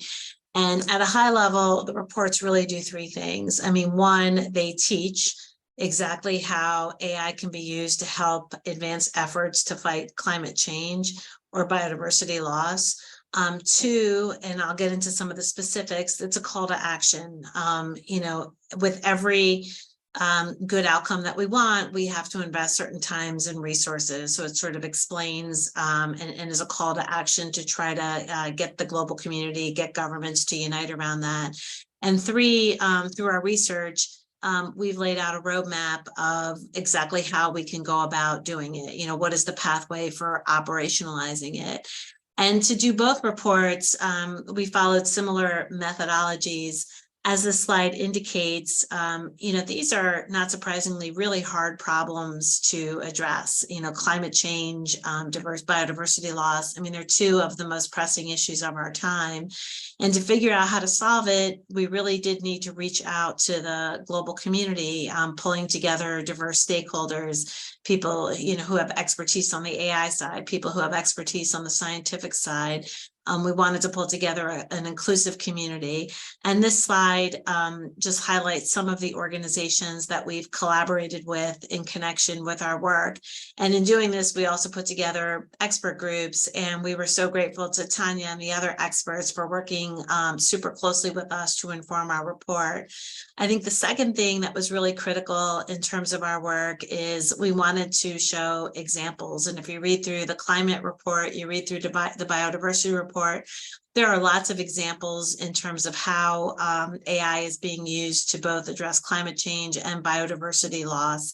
You know, for example, with respect to climate change, there are examples on how it's being used to monitor the electricity grid, how AI is being used to try to reduce carbon footprint on a steel plant. And similarly with the biodiversity report, you know, there are examples of how AI can be used to monitor species. So that's kind of the overall methodology for the two reports. And now I'll kind of jump into some of the specific recommendations that we had. So turning first to the AI and climate report, you know, focusing on the case studies and our research, there are really three main takeaways that we want to highlight. I mean, one is, and this is the call to action, that in order to realize the benefits of AI in the climate context, we are going to have to make investments and make capacity building. And this is a really important role for governments, for other organizations. And the investment comes in a few different ways. I mean, one, we need to, well, there are tools out there that exist today. We need to develop more tools. Another important aspect that we highlight is in order to have the AI tools and have them work properly, we need to have access to lots of data. So there's, you know, a pressing need to develop data commons where data can be shared. And as Sophie mentioned, we're really excited that as a result of the climate report, the UK is funding a net zero data space, which will help address some of those issues. And then the other kind of big takeaway with respect to this report is that as we go forward to use AI to address climate change, we need to do this responsibly. So that means, like with respect to data, we need to be able to share it and use it in a way that respects privacy and privacy enhancing technologies. And that enables our group to leverage some of the great work that the data governance group is doing. We also need license agreements in order to be able to share the data, and that leverages some of the work that I'm leading out of the GPAI INC committee. Another really important theme that comes up in the report is that, you know, we need to make sure as we go forward with these efforts that all ships rise together. You know, unfortunately, we're living in a world where the global south and other regions bear a disproportionate burden. With respect to climate change, they bear some disproportionate burden with respect to the adverse impacts of technology. And as we go forward with trying to use AI to abate climate change, we need to be very mindful to correct that situation and make sure that we can partner with the global south and everybody can benefit from these solutions. It really needs to be a very intentional action. And then another key point in this report that we followed up on is, as we look at AI to address climate change, we need to look at the other side of the coin and take a close look at how AI could adversely impact climate change through data centers and increasing carbon footprint. And I can talk a little bit about this later, but we have partnered with OECD on doing some really important work there too. So we can look at both the positives, look at the benefits, and make really strategic inputs.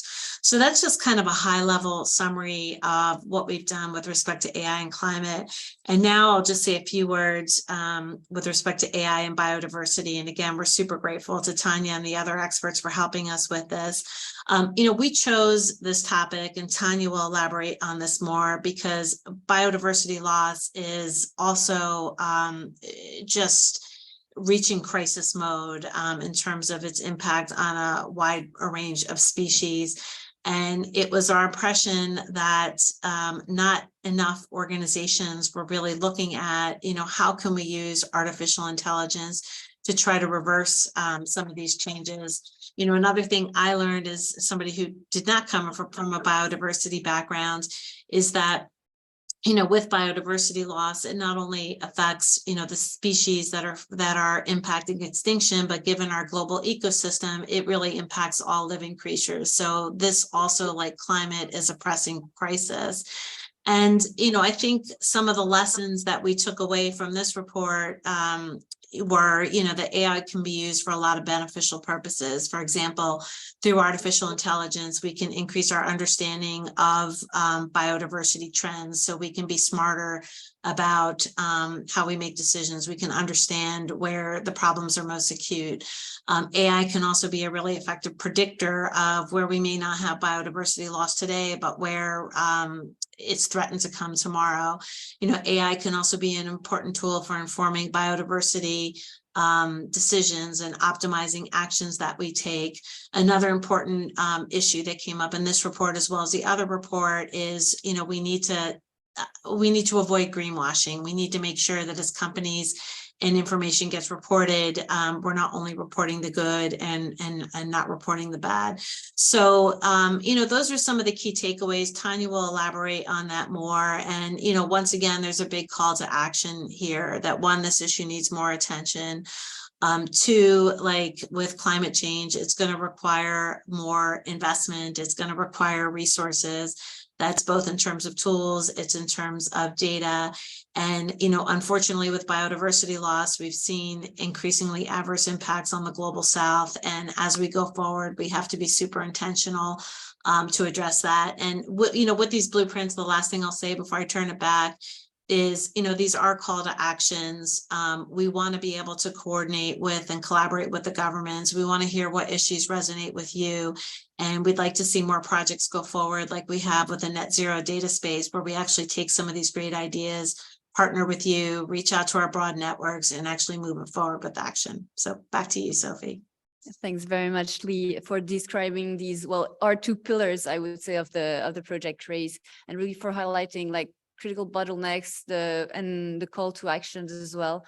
And now I'd like to pass the ball to Tanya on exactly that complexity and the complex challenge that is biodiversity. And so, Tanya, we'd like now to hear a bit more details and to hear your thoughts on the biodiversity and AI report, and what did you see as the main challenges that you have observed in biodiversity preservation efforts? How can we use AI, and how projects and initiatives like RAISE can help address these challenges? Thank you. And thank you for everybody for still being awake after this whole session, which is packed. And so not only that is staying awake, it's the cognitively a challenge. So doing better than my students. Thank you. So as you have heard, I was among a group of experts that really span the globe. And this was put together by Project RAISE and the Global Partnership on AI. And truly the goal was to mobilize the academic and the conservation community and AI, and to bring that together. The thing is, that is a tiny community. So I was in this role representing in this dual role, both as a researcher at the intersection of AI and biodiversity, and as a co-founder and director of AI for Wildlife Conservation nonprofit. The community is tiny. To give you a sense, about 20 people worldwide at this intersection of AI and biodiversity. That's it, right? Developing technology. And Project RAISE pulled most of us together. And because the issue is so urgent, we definitely are all passionate about it, right? Many of us also directly translate technology through not-for-profits or working with governments because we understand the importance and urgency. Most of us do it out of the goodness of our heart and the sense of responsibility. The report points out, and thank you, Lee, for highlighting the role of AI as an accelerator and a scaler, as well as enabler and transformer of biodiversity and climate change impact assessment and mitigator. Until now, it's been used mainly as an accelerator and scaler. So we can essentially use AI technology to, use images, find all the animals in them or all the plants, find the species, process all the camera trap images or all the acoustic sensors or the drones or the remote sensing. I mean, something that is too tedious or unscalable for human to do, essentially. And AI can do that. AI increasingly off-the-shelf solutions can do that. What we also highlight in this report is the opportunity for AI to be the enabler and the transformer, to really to go differently, try different solutions, different approaches, something we haven't been able to even ask before, right, or assess. But there is a cost of opportunity loss if we don't do it, if we don't invest and support AI for biodiversity now. Because we're losing biodiversity at an unprecedented rate. We're in the middle of what's termed as the sixth extinction. UN reports, as recent ones, as well as the last 3-4 years, highlight that about 1 million species right now are faced with extinction. And it's hard to really put this number in context. So this is quiz time. How many species do you think there are out there total? Animals, plants, fungi? Anybody? This is an interactive session. Come on. Any numbers? Yell out. 5 million. Trillions. Yes. 200 million. So we have, right, like the scales don't even, because we never think about it. So scientists estimate about 9 million total. 9 million, which means the 1 million represent more than 10% of the entire globe's biodiversity. That is shocking that we're willing to just kind of let it be, essentially. And the thing is, biodiversity is not only the indicator of the health and the well-being of our planet, it's also our best natural defense against climate change. So we need data, we need methods, we need solutions at a completely different scale, in a different box, not thinking outside the box. We need to, like, to quote my colleagues from Kenya, that we don't think outside the box. We've never had the box. And this is the case of we're going into the territory where we've never had the box, right? To think how we're going to approach it. And AI has the opportunity to contribute to this, to the change in the solutions needed. This is AI for good. Among all the conversations that we're having about the challenges that AI brings, and certainly in this context as well, here's like the one opportunity truly, absolutely, to contribute AI for good, right? It's critical here. Of course, it's not a silver bullet. For all the reasons that Lee mentioned, AI can contribute to climate change itself. There are issues with data, including in the context of biodiversity, because what's good for science and conservation managers is also could be used for nefarious purposes by wildlife criminals, right? A geotagged image of an elephant is a beacon for poachers. And there's a lot more other issues for which we don't even have policy right now for data management, but we're highly aware of it. But mainly because it's not, because it's not a silver bullet, because we need AI as a trusted partner in this. Partner, because AI ultimately is not the one who is going to do and put the policies in the field and actually implement the interventions and, you know, do the work of conservation. It's people who are going to do it. But people need a partner in AI that they can trust, and trust can only be developed through partnership. And yet, right now, the awareness, the support or action at the intersection of AI and biodiversity is nearly empty. So if we look at the map of, and I don't know if we have that, at the map of the development and production of AI versus the map of the biodiversity hotspots, they do not overlap completely. No, okay, sorry, I'll show you later. Right. So the production of AI happens in absence of any awareness about biodiversity challenges. And where the tools are needed, they're completely absent, right? So we need to support the technology development and transfer between these areas where AI is produced and where it's needed.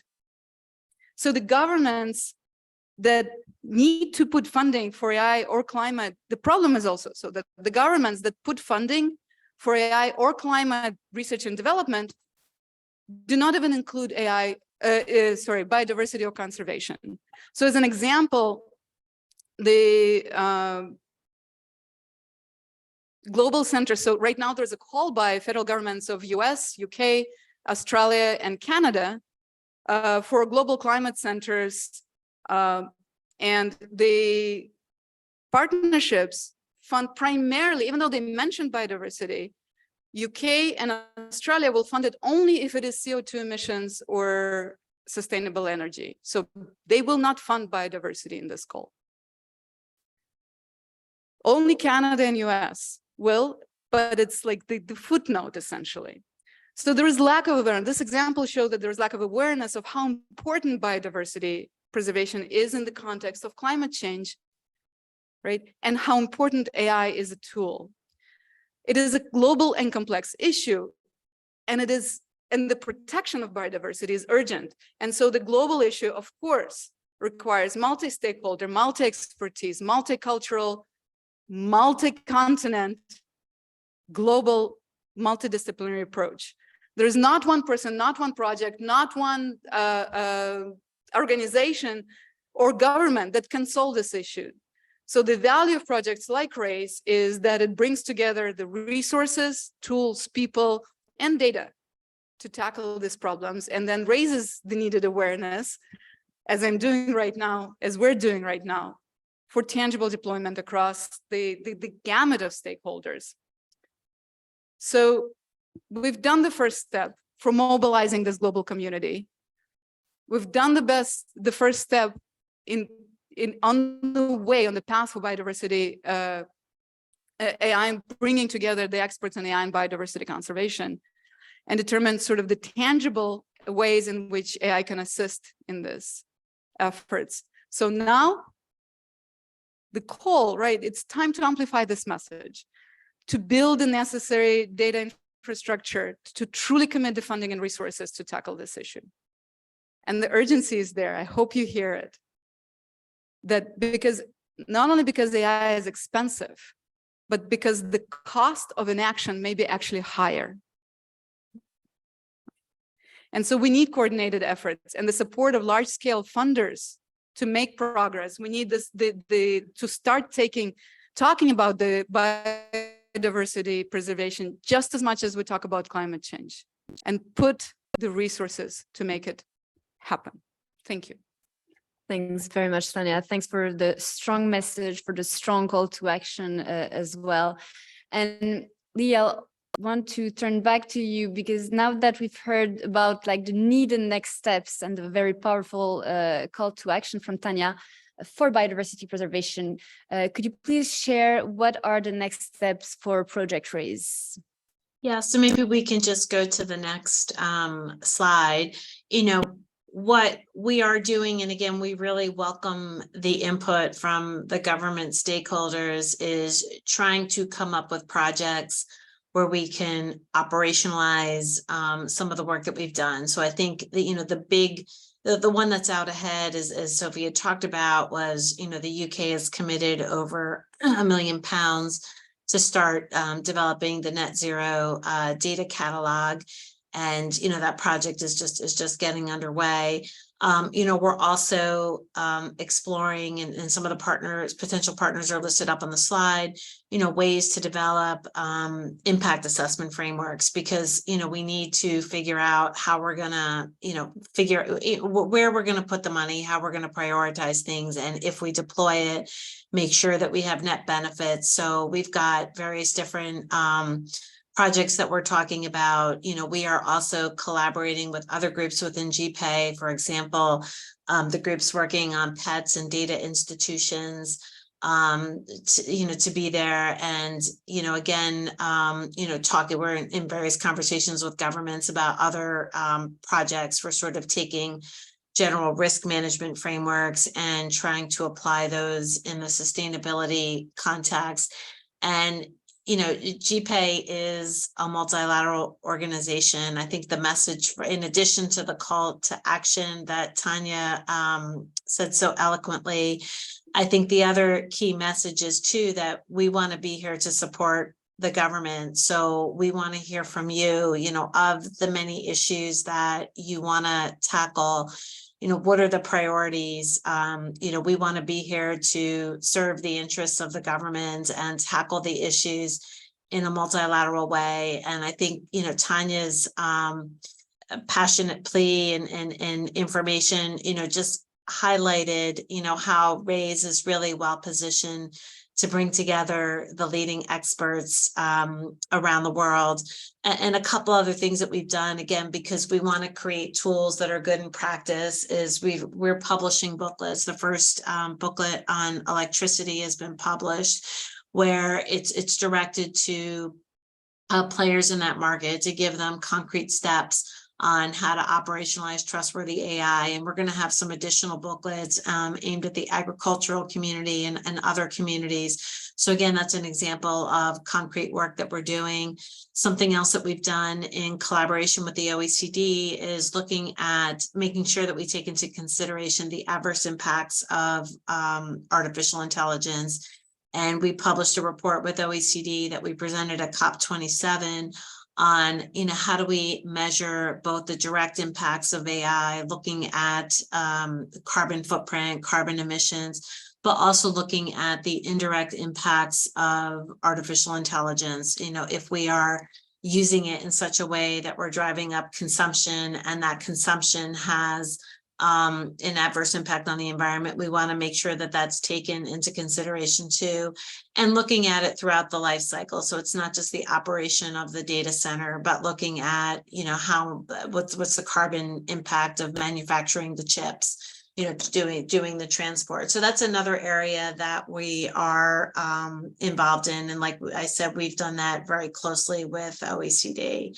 And we've got a great group of experts. It takes a village, and we are very eager to do more projects and welcome your input on what you would find to be most valuable. Thanks very much, Lee. Thanks to both actually for these precious insights. Given we're already past time, I would still open the floor for perhaps one question from the audience, if there are.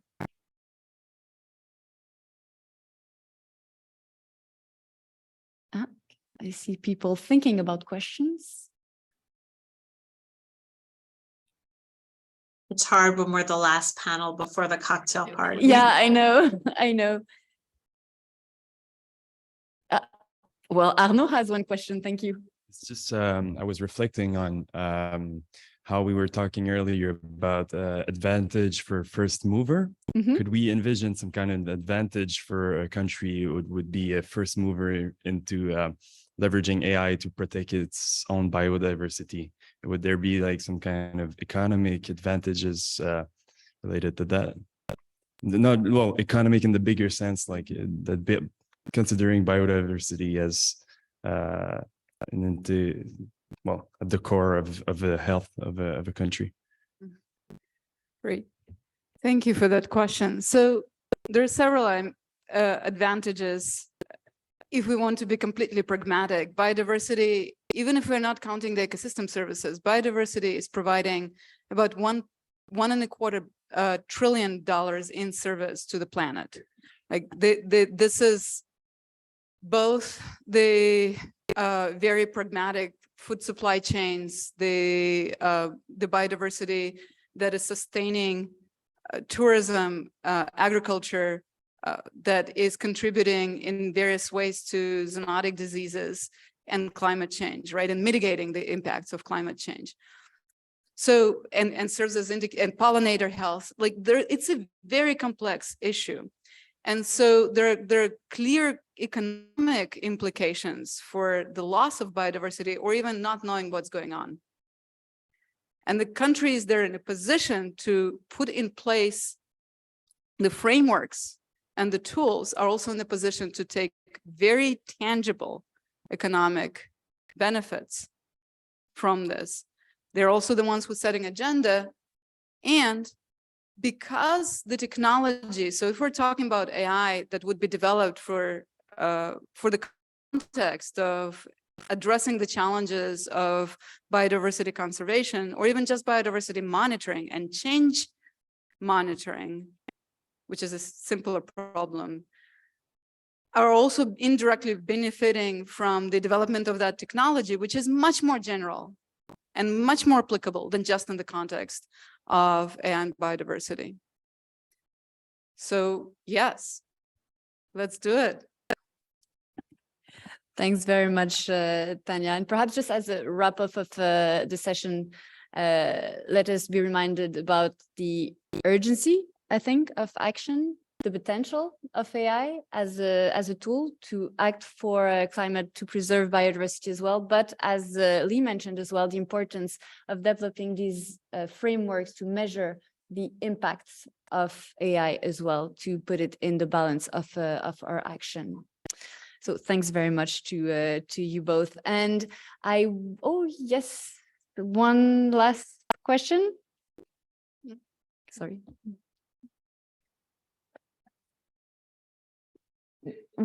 Yeah, we have time for one last question. Okay.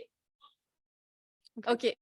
Thanks, Gwen, for managing the on the other side. Yes, go ahead. I came a bit late, but my question is about, I think, more in general AI and sort of the economic windfalls that might come out from it. That's okay. Yeah, the Future of Humanity Institute at Oxford did a very interesting, AI report where there's like a pledge that any windfall profits, extreme profits from any technology thereabout would be sort of pooled and redistributed in some ways into humanitarian efforts, either public or private.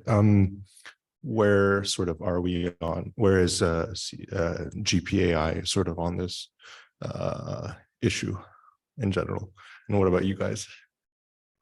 If it's a question about GPAI, then the GPAI is for Lee or Sophie. Yeah, Lee, would you like to give it a go? Yeah, I mean, I think, right now our focus, I mean, I think what you're raising are really important, economic issues, that those issues, I think, involve broader consideration than just AI. Policymakers need to weigh in on those issues.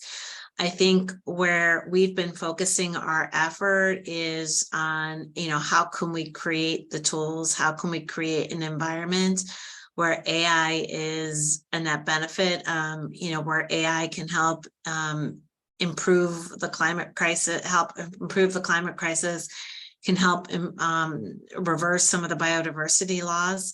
And there's nothing to redistribute. You can't even get to those issues if you don't have the tools in place. And I think those broader questions that you're raising, I'm not familiar with that particular report, are the types of things that, that a broader policy group needs to weigh in. I think one of the things that we've been very clear about in our work is that, as we go forward with these solutions, everybody needs to benefit from them. And we can't we can't exacerbate a situation where the global South doesn't benefit, where the burdens of the tools, the burdens of climate law, of the climate crisis and biodiversity loss burden the global South. So I think, right now we're very much focused on that question. And I think some of the, the broader questions you raise, as these pieces start to fall into place, probably require a broader discussion among a broader group of people. More broadly, U.S. government as well put out a general statement on the ethical statement that of the use and development of AI. The thing is that companies like OpenAI or Google with Bard and other foundation models that are coming out, like ChatGPT and others, they're benefiting from data which is public, right? And so there are right now several, even in this very narrow interpretation of what are the inputs and kind of who benefits from those inputs, what is the cost of developing and resource for developing the AI models, and who benefits from them, and where does the benefit go, where do the profits go, are already being challenged in court, and but through various different angles of people who own the data on which these models are trained. So I think we're going to see development of frameworks, because right now it's the wild, wild west. But I was very happy to see the Oxford report and the US government statement and the Canadian government statement and the European Union statement that, going in the direction, at least, in a declaration form, if not enforceable form, that this is a technology that has to benefit all and be with those for whom it's intended, not for them. Whereas the profits of the public goods are shared publicly. Now, it is completely unenforceable framework right now. And that's where we're standing, I think, on all of these. I mean, yeah, if I may, when we gave an unenforceable mandate, they took OpenAI from open to sort of. Sorry. When we gave these companies sort of carte blanche and we told them, the commitments, for instance, OpenAI used to be a more open non-profit. Now it's much more of a closed type there. So I am just a bit concerned about that right there, that enforceability there. Mm-hmm. Yeah, and I do think